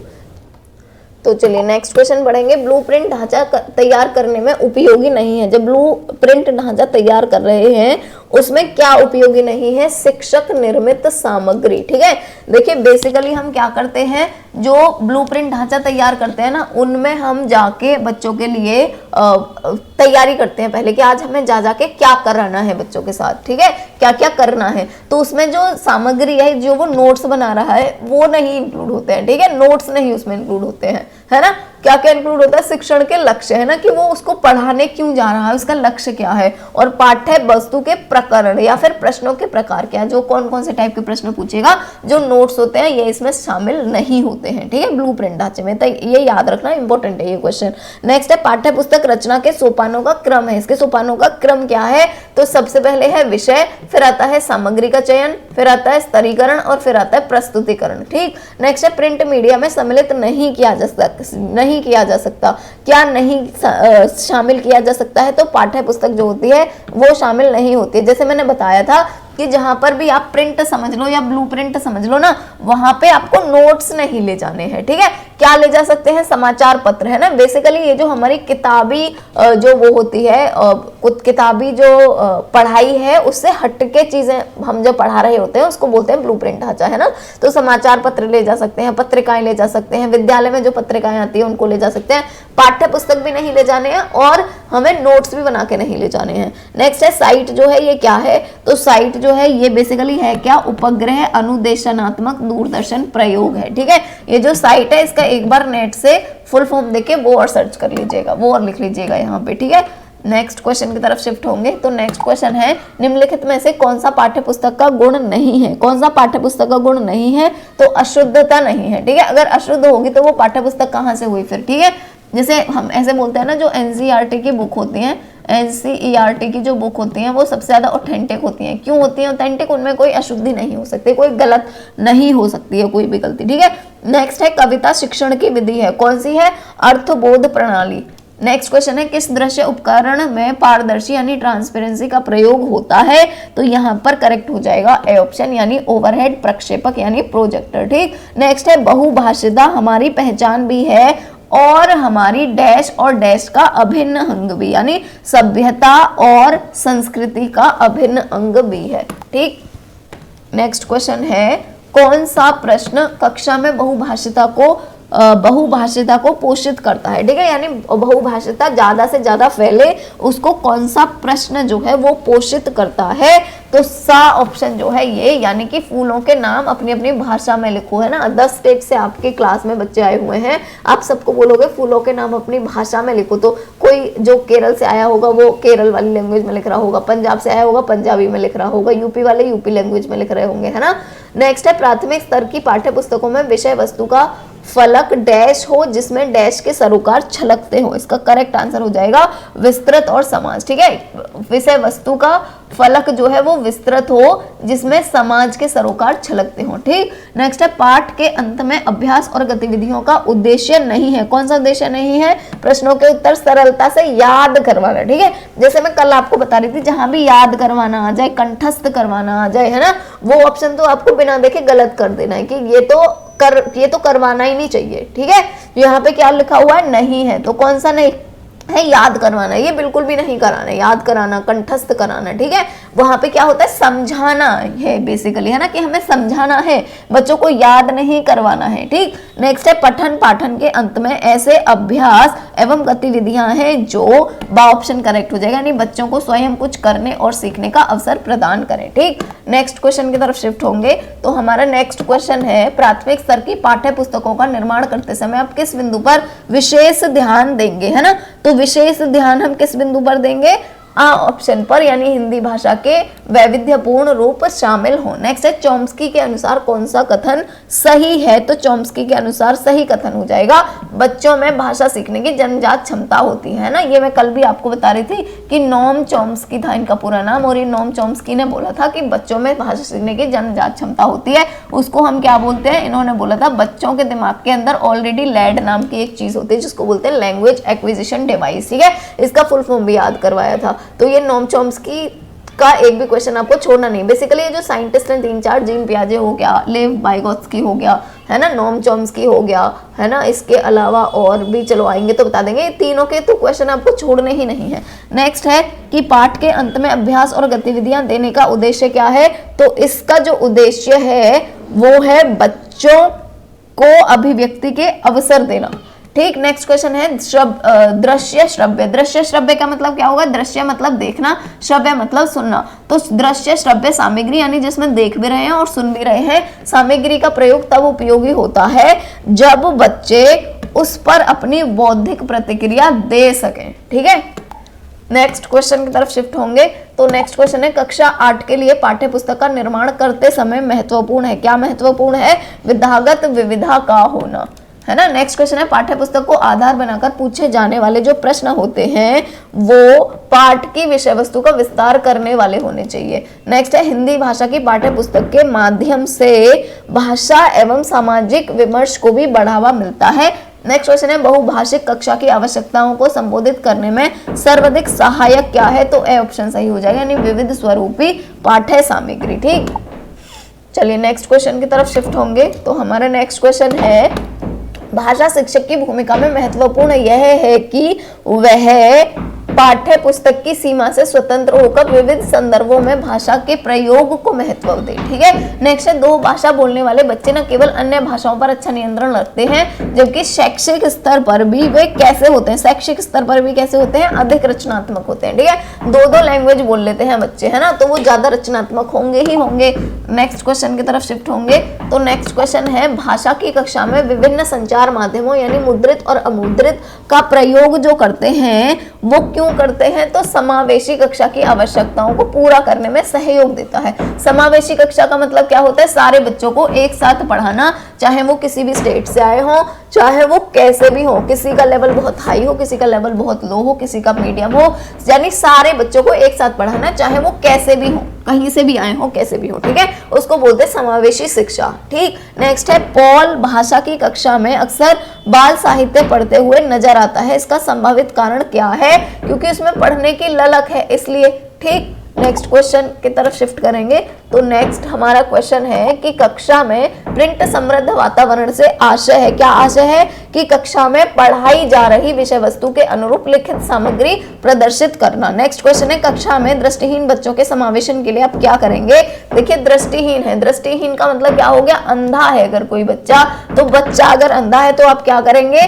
धीमी गति से पढ़ाएंगे, ठीक है, धीरे धीरे पढ़ाएंगे और उसके वर्णन को भी विस्तार से बताएंगे, उसका जो मीनिंग है उसको विस्तार से बताएंगे, अच्छे से बताएंगे, ठीक है, क्योंकि वो अंधा है बेचारा, पढ़ नहीं सकता ना, तो हमें क्या करना है? हमें उसकी हेल्प करनी है धीरे धीरे पढ़ाकर और उसको अच्छे से समझाकर। नेक्स्ट है भाषा की पाठ्य पुस्तक में ऐसे पाठ चुने जाएं जो, तो सा ऑप्शन करेक्ट हो जाएगा, यानी बच्चों के संवेदना लोक के साथ साथी बन सके, है ना। नेक्स्ट है बहुभाषिता हो जो होती है, बहुभाषिता यानी एक से ज्यादा जो भाषाएं हैं वो, बहुभाषिता जो होती है ये क्या करती है? बच्चों के अस्मिता का निर्माण करती है। नेक्स्ट क्वेश्चन है पाठ्य पुस्तक का भावपूर्ण पठन जो होता है, भावपूर्ण पठन का मतलब क्या हो गया? जो उसका मीनिंग है बच्चा उसको भी समझ रहा है पढ़ते पढ़ते, ठीक है, इसका मतलब क्या होता है? अर्थ को समझने में मदद करता है भावपूर्ण पठन, यानी कि समझ के पढ़ रहा है ना, समझ के पढ़ेगा, इसका मतलब क्या है? वो अर्थ को भी समझ रहा है। नेक्स्ट है नाटक शिक्षण में सतत और व्यापक मूल्यांकन के लिए निम्नलिखित में से कौन सा सर्वाधिक महत्वपूर्ण है? तो सर्वाधिक महत्वपूर्ण क्या हो जाएगा? पढ़े गए नाटक का मंचन, ठीक है, जो भी वो पढ़ रहे हैं उसको फिर आप करवाओ भी नाटक को क्लास में, ठीक है। नेक्स्ट क्वेश्चन है भाषा की पाठ्य पुस्तक में लोकगीतों को स्थान देना, लोकगीत जो होते हैं उनको स्थान देना चाहिए। जैसे हमारे यहाँ पे है ना एक कौन सा है वो, सासू पनिया कैसे जाऊं, वो क्या है? हमारी यूपी का लोकगीत है ना, है ना। तो लोकगीतों को जो स्थान देते हैं उससे क्या होता है? उससे भारत की जो सांस्कृतिक विशेषताएं हैं उनसे परिचय होने में मदद मिलती है ना। जैसे हमें पता है ये सासू पनिया कैसे जाऊं और ये सारे गाने, है ना, इवन मुझे लगता है आप लोगों को भी कम पता होंगे और आप लोगों को चलो पता भी होंगे कि आप सोच सकते हैं आपके जो बच्चे होंगे वो क्या ये वाले गानों को सुनेंगे, है ना, उनको पता भी नहीं होगा क्योंकि उनके सामने कोई गा ही नहीं रहा होगा, ठीक है। तो लोक गीतों का भी परिचय करवाना चाहिए बच्चे से ताकि वो अपनी जो संस्कृति है उसको बनाए रखे, उनको समझे, उसको पहचाने, ठीक। नेक्स्ट है निम्नलिखित में से कौन सी विद्या का अनिवार्यतः सस्वर पठन किया जाना अपेक्षित है? तो एकांकी यहाँ पर हो जाएगा सही ऑप्शन। नेक्स्ट है बहुभाषिता जो होती है वो हमारी ये भी है, डैश भी है, और हमारी सभ्यता वह डैश भी है। तो जहां पर सभ्यता आ जाए, है ना, वहां पर संस्कृति तो आएगा ही आएगा सभ्यता के बाद। तो सबसे पहले तो आपको यहाँ पे संस्कृति देख लेना है ना, लास्ट में संस्कृति कहाँ है? तो देखिए संस्कृति भी 3 जगह है, अभी आपको ढूंढना पड़ेगा कि यहाँ पर भी कौन सा हो जाएगा। तो हमारी यहाँ पे क्या आएगा? पहचान, ठीक है। तो हमारी पहचान और संस्कृति है, तो बा ऑप्शन जो है वो हो जाएगा यहाँ पे करेक्ट ऑप्शन। नेक्स्ट है दी गई सहायक सामग्री में से शेष से भिन्न सहायक सामग्री चुनिए, ठीक है। सारी की सारी सेम है, आपको जो भिन्न है आपको वो चुननी है, ठीक है। अगर आप यहाँ पर देखेंगे समाचार पत्र कैसा है? ये लिखित है ना। पत्र पत्रिकाएं देखेंगे लिखित है, बाल साहित्य देखेंगे लिखित है, जबकि टेलीविजन कैसा है? ऑडियो विजुअल है, यानी जो श्रव्य और दृश्य सामग्री है टेलीविजन, ठीक है, ये लिखित नहीं है ना, तो टेलीविजन जो है वो हो जाएगा यहाँ पर अलग।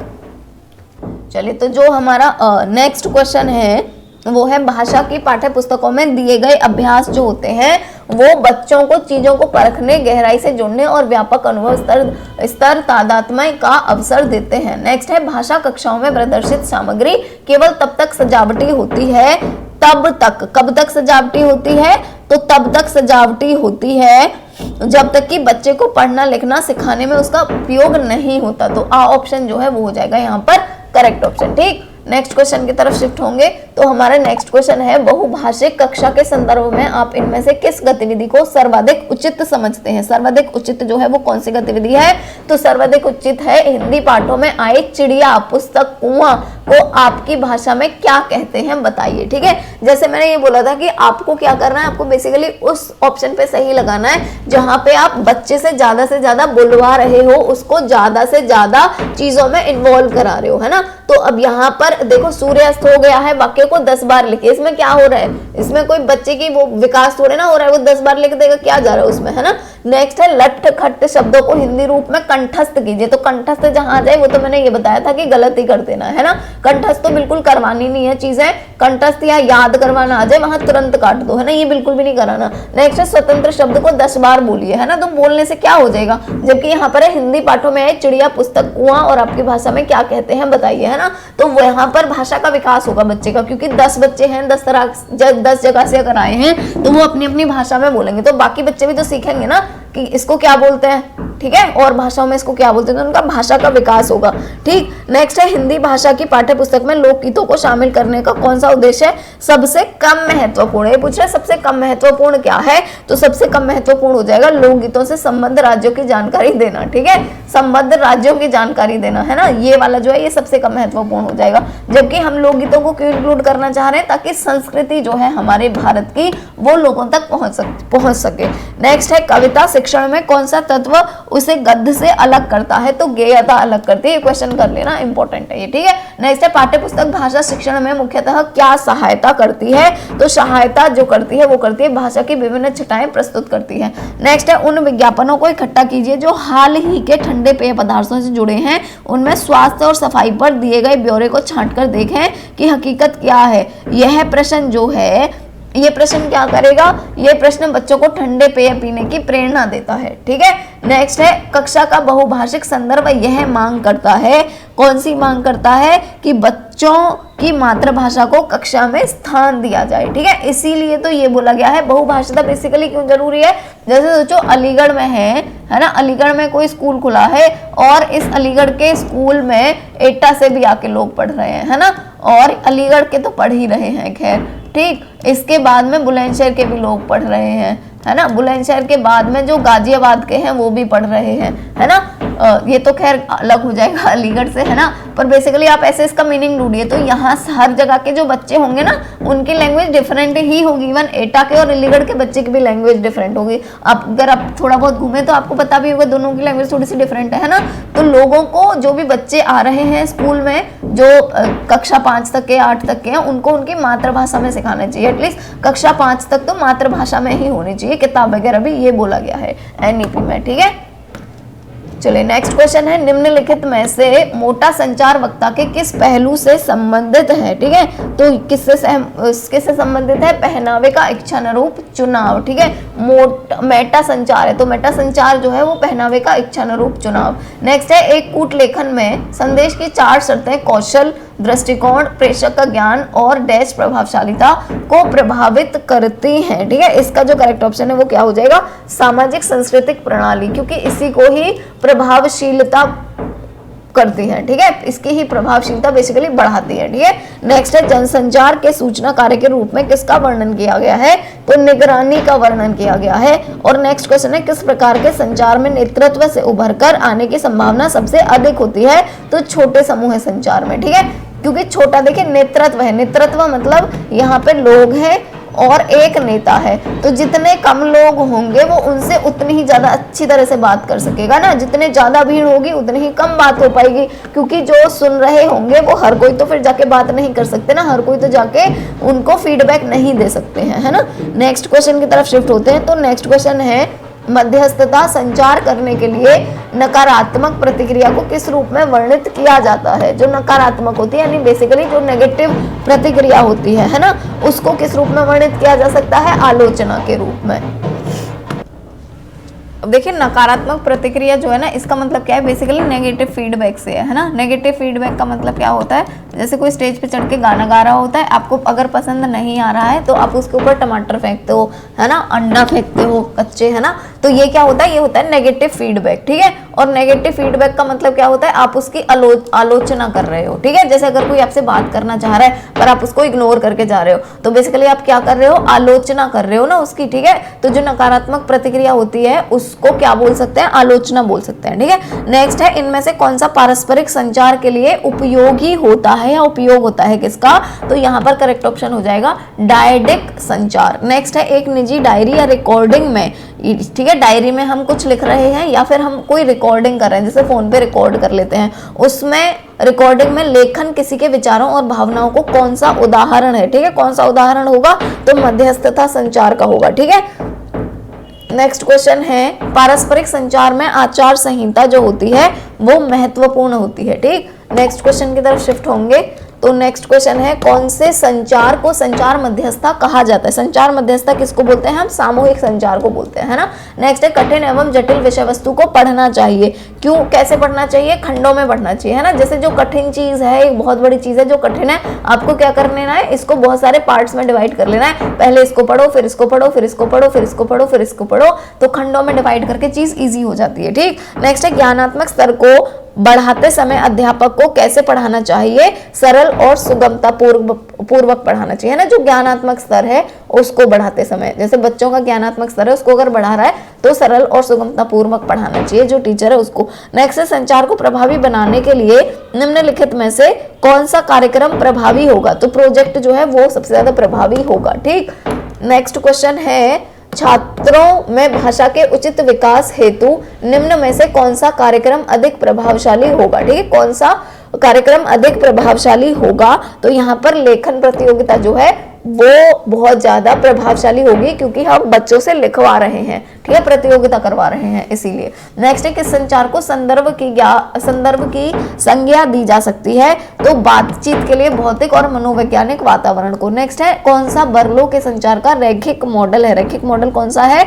MSCR। ठीक है, SSCR जो है, सॉरी मेरे से बोला नहीं जा रहा है, SMCR ये होता है। ठीक है, SMCR। तो SMCR कहां पर है? बा ऑप्शन जो है ये हो जाएगा यहाँ पर करेक्ट ऑप्शन। ठीक, नेक्स्ट है, किस विद्वान ने कहा कि लोग केवल संचार के माध्यम से एक दूसरे और स्वयं को जानते हैं? संचार के माध्यम से, यानी बातचीत हो पा रही है तभी हम एक दूसरे को जान पा रहे हैं। ये किसने बोला है? ये बोला है जॉर्ज हर्बर्ट मीड ने। ठीक, नेक्स्ट क्वेश्चन की तरफ शिफ्ट होंगे। तो नेक्स्ट क्वेश्चन है, निम्नलिखित में से कौन सा कथन निम्न संदर्भ संस्कृति यानी लो कॉन्टेक्स्ट कल्चर के बारे में सबसे उपयुक्त है? तो सबसे उपयुक्त है, अधिकतर जानकारी को स्पष्ट रूप में मौखिक संदेश में कहना। ठीक है, नेक्स्ट है, कौन सा संदेश उच्च संदर्भ संस्कृति यानी हाई कॉन्टेक्स्ट कल्चर के बारे में सबसे उपयुक्त है? तो अधिकतर संदेश जो है वो बिना कहे हो जाता है, कहने की जरूरत ही नहीं पड़ रही है। ठीक है, जबकि यहाँ पर बहुत ज्यादा कहना पड़ रहा है स्पष्ट रूप से मौखिक रूप में, तो वो लो कॉन्टेक्स्ट कल्चर होता है ना। लो कॉन्टेक्स्ट कल्चर का मतलब जैसे कि अभी हम और आप अभी अभी आए हैं, है ना, तो अभी आप इतने अच्छे से नहीं भी समझ रहे होंगे, मेरे को बहुत ज्यादा बताना पड़ रहा होगा, लेकिन जैसे जैसे हमारा साथ थोड़ा लंबा होता जाएगा, है ना, तो बिना कहीं भी, जैसे मैं आधी चीजें आपको बताऊंगी, आधी चीजें आप ऑलरेडी जानते होंगे क्योंकि हाई कॉन्टेक्स्ट है ना। जैसे कल वाली बहुत सारी चीजें अगर इसमें इंक्लूडेड हैं तो वो हाई कॉन्टेक्स्ट हो गया ना, वहां पर मुझे ज्यादा चीजें बताने की जरूरत नहीं पड़ रही है। जैसे अगर चलिए इसका एक और एग्जाम्पल बताती हूँ।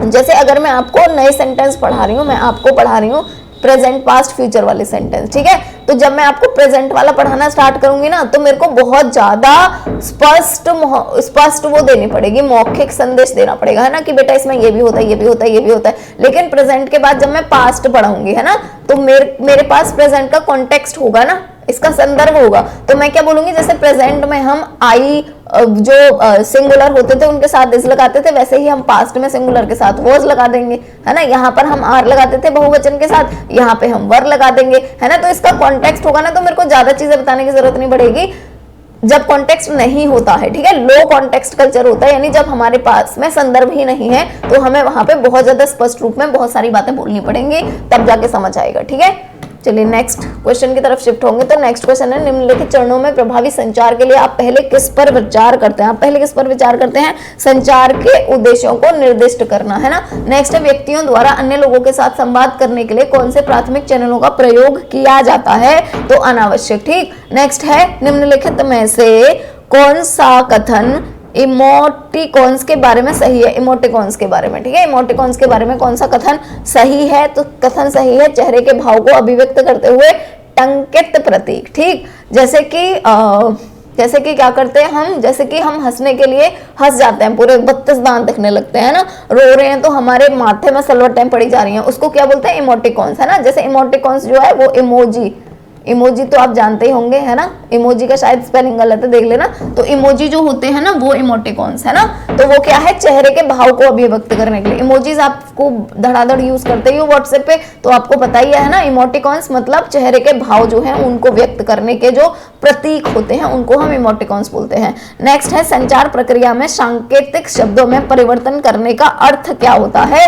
तो विचारों और कूटों में अनुवादित करना, विचारों को कूटों में अनुवादित करना, ठीक। नेक्स्ट क्वेश्चन की तरफ शिफ्ट होंगे। तो नेक्स्ट क्वेश्चन है समाचार पत्र के संदर्भ में संचार में प्रतिपुष्टि का अर्थ किसे कहा जा सकता है। किसको कहा जा सकता है, तो संपादक को पत्र जो है इसको कहा जा सकता है। नेक्स्ट निम्नलिखित में से किसको श्रोता की प्रतिपुष्टि कहा जाता है। श्रोता की प्रतिपुष्टि किसको बोला जाता है, संदेश की मौखिक और गैर मौखिक अनुक्रिया को, ठीक है। प्रतिपुष्टि तो अनुक्रिया ही हो गई, फीडबैक बेसिकली, है ना, प्रतिपुष्टि या पृष्ठपुष्टि। नेक्स्ट है यहाँ पर श्रोता की पूछा है, तो श्रोता की कौन सी हो जाएगी, मौखिक या गैर मौखिक, है ना। जैसे भी वो बोल रहा है श्रोता यानी सुनने वाला, जैसे भी अनुक्रिया दे रहा है, चाहे मौखिक चाहे गैर मौखिक। नेक्स्ट है निम्नलिखित में से कौन प्रतिपुष्टि को स्पष्ट करता है, कौन करता है, प्राप्तकर्ता की मौखिक और गैर मौखिक अनुक्रिया, ठीक। नेक्स्ट एक प्रभावी संचार में किसकी आवश्यकता नहीं होती है। कौन सी ऐसी चीज है जिसकी आवश्यकता ही नहीं है जब हम कम्युनिकेशन कर रहे हैं, जब हम बात कर रहे हैं। तो आकर्षक व्यक्तित्व की वो नहीं है, आवश्यकता नहीं है ना। जो जिसका आकर्षक व्यक्तित्व नहीं है, जिसकी पर्सनैलिटी अच्छी भी नहीं है, क्या वो बात नहीं कर सकता अच्छे से, बिल्कुल कर सकता है, ठीक। चलिए नेक्स्ट क्वेश्चन की तरफ शिफ्ट होंगे। तो नेक्स्ट क्वेश्चन है निम्न में से किस शब्द को संदेशों की व्याख्या के लिए क्रोनेमिक्स शब्द से संबोधित किया जाता है।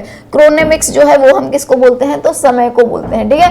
ये क्रोनेमिक्स जो है ना ये क्रोनो से आया है। क्रोनो जो है ना, क्रोनो का मतलब ही होता है टाइम, है ना। चलिए नेक्स्ट क्वेश्चन है संचार प्रक्रिया में प्राप्तकर्ता जो होता है वो संदेशों का कूटवचन करता है। जो प्राप्तकर्ता होता है, कूटवचन का मतलब क्या होता है, बेसिकली डीकोडिंग होता है ना, डीकोडिंग। नेक्स्ट है, इसका एक और वर्ड था जो मैंने स्टार्टिंग में बताया था। नेक्स्ट है कौन सा संचार चैनल का उदाहरण है। संचार चैनल का उदाहरण कौन है, प्रत्यक्ष वार्तालाप, ठीक। नेक्स्ट है कौन सा कथन स्वयं के बारे में जानकारी प्राप्त करने एवं उसकी व्याख्या के बारे में सही है। तो सही कौन सा हो जाएगा, यह मूल्य, धारणा और पूर्व अनुभवों से संबंधित होती है। नेक्स्ट क्वेश्चन की तरफ शिफ्ट होंगे। तो नेक्स्ट क्वेश्चन है जनसंचार के प्रचार मॉडल का फोकस होता है, क्या होता है, आइडिएशन। संचार में भाषा है, भाषा क्या है, एक मौखिक कूट है। नेक्स्ट है संचार की अंतर संबंधित श्रृंखला में विद्यमान मीडिया में बिंदुओं का किस रूप में वर्णन किया जाता है, तो नेटवर्क मीडिया सही ऑप्शन हो जाएगा। नेक्स्ट है कौन सा कथन संचार के साथ जुड़ा हुआ नहीं है, तो यहाँ पे कौन सा ऑप्शन सही हो जाएगा, दूर संवेदन यानी टेलीपैथी जो है वो। नेक्स्ट क्वेश्चन है कि सक्रिय श्रवण के प्रभाव को बढ़ाने में सबसे अधिक सहायता में कौन सा कथन प्रभावी है, तो प्रभावी कौन सा कथन हो जाएगा, संदेश प्रेषक के साथ समानुभूति का विकास। नेक्स्ट है संचार की प्रक्रिया को किसके माध्यम से संवर्धित किया जा सकता है, तो सभी के माध्यम से किया जा सकता है। निम्नलिखित में से कौन सा तत्व प्रभावी संचार के संदर्भ में सबसे कम महत्वपूर्ण माना, सबसे कम महत्वपूर्ण क्या है, ये क्वेश्चन रिपीटेड है। आकर्षक व्यक्तित्व, व्यक्तित्व हो आकर्षक नहीं हो से कोई फर्क नहीं पड़ता, हम आराम से फिर भी संचार कर सकते हैं, वार्तालाप फिर भी कर सकते हैं। नेक्स्ट है कौन सा सक्रिय श्रवण का भाग है, तो सारे के सारे। नेक्स्ट जो क्वेश्चन है वो है मूल्यांकन श्रवण सफल होता है, मूल्यांकन श्रवण, ठीक है, वो जो है वो सफल होता है। कब होता है मूल्यांकन श्रवण सफल, जब निष्कर्ष निकालने में तो नहीं, संदेश के निहित उद्दीपनों के बीच भेद नहीं, संदेश में कहेगा तथ्यों का गंभीर रूप से आकलन नहीं, इनमें से कोई भी नहीं है, ठीक है, तो द ऑप्शन करेक्ट हो जाएगा। नेक्स्ट है संचार प्रभावी तभी होता है जब जो भी बातचीत होती है वो हो रही है वो प्रभावी तभी होगी, वो अच्छी तभी होगी, कब होगी, जब संदेश लक्षित दर्शकों को संज्ञान में लेकर नियत किया गया हो, ठीक है, जो सुनने वाले हैं उनके अकॉर्डिंग अगर हम बोलेंगे तो प्रभावी होगा, है ना। जो सुनने ही नहीं चाहते हम बोलते जाएंगे तो वो तो अप्रभावी होगा ही होगा। नेक्स्ट है आधुनिकतावाद संबंधित है किससे है, टेलीविजन से, ठीक है। पत्रिकाएं बहुत पुरानी है, रेडियो बहुत पुराना है, समाचार पत्र बहुत पुराने हैं, नया क्या है, टीवी नया है। नेक्स्ट है, तो नेक्स्ट क्वेश्चन है निम्नलिखित में से चर्चा के बारे में कौन सा कथन सत्य नहीं है, सत्य कौन सा कथन नहीं है, तो यह औपचारिक संचार से अधिक पसंद किया जाता है, ये वाला कथन जो है वो सत्य नहीं है। नेक्स्ट क्वेश्चन की तरफ शिफ्ट होंगे। संचार को प्रभावशीलता के स्तर सी के रूप में किसे परिभाषित किया गया है, जो स्तर सी होता है वो क्या होता है, चैनल शोर, ठीक। नेक्स्ट है निम्नलिखित में से एक को छोड़कर प्रभावी संचार में आने वाले अवरोध है, अवरोध जो है वो कौन कौन से हैं, तो शोर का अभाव जो है वो, ठीक है, शोर का अभाव यानी जहां पर शोर नहीं है, ये तो अच्छी बात हो गई ना, है ना, तो यही ही नहीं होगा। ठीक है, बाकी देखो सूचना का विरूपण यानी डिस्टॉर्शन, डिस्टॉर्शन या विरूपण का मतलब क्या होता है, जो हम पहुंचाना चाह रहे हैं वो बीच में ही टूट गया है, बीच में ही खराब हो गया है मैसेज, है ना। ये सूचना का अधिभार, तो ये भी गलत हो गया, है ना, अधिभार थोड़ी चाहेंगे हम सूचना का, तो इसीलिए जो शोर का अभाव है यानी हम ये चाहेंगे कि शोर हो ही ना। ठीक, नेक्स्ट है अनुभूति जांच का मुख्य लक्ष्य जो होता है वो क्या होता है, तो दूसरों की भावनाओं और विचारों का पता लगाना। नेक्स्ट है संचार प्रक्रिया में जो शोर होता है वो संदेश के साथ हस्तक्षेप का कारण बनता है, क्योंकि शोर होगा तो जो भी मैसेज है, जो भी संदेश है वो अच्छे से नहीं पहुंच पाएगा। नेक्स्ट है जटिल शब्दों का उपयोग करने पर वक्ता को किसका उदाहरण माना जा सकता है, अर्थ संबंधी शोर। ठीक है, जटिल शब्दों का जब वो प्रयोग कर रहा है, क्यों, क्योंकि अर्थ ही समझ नहीं आएगा ना, जटिल शब्द यूज करेंगे तो इसीलिए ये अर्थ संबंधी शोर हो जाएगा। नेक्स्ट है निम्न में से किस विकल्प को क्रियात्मक या शारीरिक शोर का एक उदाहरण मान सकते हैं, तो भूख लगने को मान सकते हैं क्रियात्मक या शारीरिक शोर, है ना, क्योंकि अगर भूख लग रही है तो क्या हम अच्छे से सुन सकेंगे, तो यही ही तो हुआ शारीरिक, जबकि एयर कंडीशनर शारीरिक थोड़ी है, या लॉन की घास काटने की जो मशीन है वो शारीरिक थोड़ी है, शरीर से थोड़ी ना आवाज आ रही है। जटिल शब्दों का उपयोग ये भी नहीं होगा, ये मौखिक हो जाएगा, इसीलिए जो भूख लगना है वो शारीरिक शोर है, यानी अगर भूख लग रही होगी तो हम सुन भी नहीं पाएंगे अच्छे से। नेक्स्ट है कि निम्न में से कौन सी विशेषता पक्षपात की एक विशेषता है, तो पक्षपात की विशेषता जो है वो कौन सी हो जाएगी, सारी के सारी हो जाएंगे, है ना, नकारात्मकता, पक्षपूर्णतापूर्ण धारणा, बाहरी समूहों के सदस्यों का सामान्यीकृत मूल्यांकन, सारी के सारी चीजें। नेक्स्ट है नेक्स्ट जो क्वेश्चन है वो है कौन सा संचार कथन श्रेष्ठता प्रभाव की मुख्य धारणा को दर्शाता है, तो सबसे अधिक सूचना सबसे पहले भाग में आती है। ठीक है, ये नेक्स्ट जो क्वेश्चन है वो है कौन सा विकल्प संचार के अंतर्गत संदेश ग्रहण करने में मुख्य अवरोधक है, कौन है मुख्य अवरोधक, तो श्रोताओं का दृष्टिकोण। ठीक, नेक्स्ट है निम्न में से जनसंचार में संबोधित किए जा सकने की सामर्थ्यता किसके द्वारा बदलती है, तो किसके द्वारा बदलती है सामर्थ्यता, डिजिटल माध्यम से। ठीक, नेक्स्ट है निम्न में से कौन सी पार्श्व भाषा नहीं है, पार्श्व भाषा कौन सी नहीं है, समय भाषा जो है यानी क्रोनोलॉजिकल लैंग्वेज जो है वो नहीं है, बाकी सारे के सारे है। पार्श्व भाषा जो होती है इसके कितने प्रकार होते हैं, तो 3 प्रकार होते हैं पार्श्व भाषा के।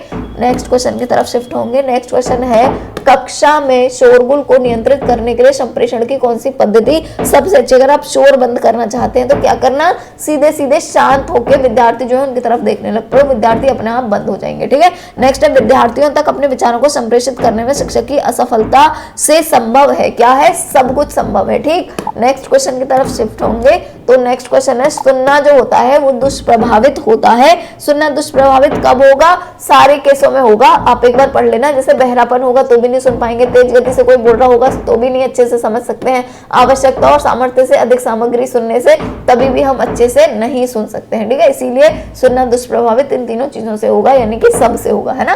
नेक्स्ट है श्रवण जो कि संचार का सबसे महत्वपूर्ण पहलू है, श्रवण यानी कि सुनना सबसे महत्वपूर्ण पहलू है, में सुधार लाया जा सकता है, यानी सुनने में सुधार कैसे लाया जा सकता है, सारी चीजों से लाया जा सकता है। एक बार पढ़ लेना आप कौन कौन सी चीजें हैं। ठीक है, नेक्स्ट है दूरदर्शन पर शिक्षण कार्य कक्षा अध्यापन से उत्तम है क्योंकि इसके माध्यम से क्या होता है, सारी चीजें होती है। नेक्स्ट है निम्न में से कौन सी दूरदर्शन शिक्षा की सीमाएं नहीं है, कौन सी सीमाएं नहीं है। ठीक है, तो यहाँ पर हो जाएगा यह अध्यापन सामग्री को भलीभांति समझने के लिए छात्रों की उचित सहायता नहीं करते, जबकि छात्रों की उचित सहायता करते हैं ये जितने भी प्रोग्राम है। ठीक है, नेक्स्ट है क्लोज सर्किट टेलीविजन लाभदायक है, जो क्लोज सर्किट टेलीविजन होता है वो किसमें लाभदायक है, तो ये लाभदायक है केवल एक स्थान पर रहने वाले सीमित श्रोताओं तथा दर्शकों के लिए, क्योंकि टीवी जो है वो कितनी दूर तक आप सुना और दिखा सकते हो, है ना, तो जो एक मोहल्ले वाले लोग होंगे केवल वही तो आ सकते हैं, पूरे शहर के लोग थोड़े ना आ सकते हैं। नेक्स्ट है छात्रों का निम्न में से कौन सा ग्रुप कंप्यूटर आधारित शिक्षा कार्यक्रम से सबसे अधिक लाभान्वित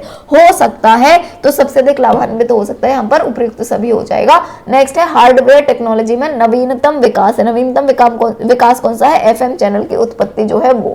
ठीक, नेक्स्ट है चीयर जो है इसका तात्पर्य क्या है, चीयर का तात्पर्य, तो चीयर का तात्पर्य होता है CH से होता है चिल्ड्रन, एनरिचमेंट एक ई से होता है एजुकेशन और R से होता है रेडियो। ठीक है, तो A ऑप्शन जो है वो हो जाएगा यहाँ पर करेक्ट ऑप्शन। नेक्स्ट क्वेश्चन जो है वो है भारत में एजुकेशन टीवी पहली बार आरंभ किया गया, जो एजुकेशन टीवी है यानी एजुकेशन के लिए टीवी लगाया गया जगह जगह पर, ये सबसे पहले कब आरंभ हुआ था, तो 2000 में आरंभ हुआ था। नेक्स्ट है कक्षा CR अध्यापक तथा देशव्यापी कक्षा कार्यक्रम CWCR के अध्यापक में मुख्य अंतर क्या है, यानी CR और CWCR जो है उन दोनों में क्या अंतर है। तो इन दोनों में जो CWCR अध्यापक जो होते हैं वो बड़ी संख्या में श्रोताओं की जरूरतों को पूरा करते हैं, ठीक है, क्योंकि जो CWCR होते हैं वो क्या होते हैं, देशव्यापी होते हैं, ठीक है। नेक्स्ट क्वेश्चन है, निम्नलिखित में से किसे मौखिक संचार कहा जा सकता है। मौखिक संचार किसको कहा जा सकता है, तो मौखिक यानी कि जो बोल के करा गया हो, है ना, तो किसको बोलेंगे, सुनीता ने विनीता को पत्र पढ़कर सुनाया, है ना, तो ये पत्र पढ़कर सुना रही है ना मौखिक रूप से, इसीलिए इसको मानेंगे, ठीक। तो आज के जो MCQs थे वो हो गए हैं फिनिश। आई होप आपको वीडियो पसंद आया होगा, पसंद आया हो लाइक जरूर करिएगा, चैनल को सब्सक्राइब कर लीजिएगा, नहीं किया है तो अपने दोस्तों के साथ भी इसको शेयर कर दीजिएगा, हो सकता है उनको इसकी हेल्प हो। आज मेरी तबीयत खराब थी, मैंने फिर भी आपको बढ़ाने की कोशिश करी, अगर इसमें तो इस वीडियो में थोड़ी बहुत त्रुटि रह गई हो तो मुझे माफ कर देना। नेक्स्ट वीडियो करने वाले हैं हम, वो योगा पे करने वाले हैं और ये वीडियो बहुत ही ज्यादा इंटरेस्टिंग होने वाला है। तो सब ये योगा वाला जो वीडियो है आपका 104 कोड का जो सब्जेक्ट है इसका फर्स्ट यूनिट करवाएंगे कल। तो ये फर्स्ट यूनिट अगर आपने समझ ली, आगे वाली यूनिट्स बहुत ईजी हो जाएंगे, तो इसीलिए ये यूनिट आप सबको बहुत अच्छे से पढ़ लेना है। कल इसका वीडियो लेके आऊंगी, मैं मेडिसिन खा रही हूँ तो कल तक बहुत अच्छे से ठीक हो जाऊंगी, तो आपको बहुत अच्छे से समझाऊंगी भी, ठीक है। तो ये वाला वीडियो जरूर देखिएगा। चलिए थैंक यू, मिलते हैं नेक्स्ट वीडियो में।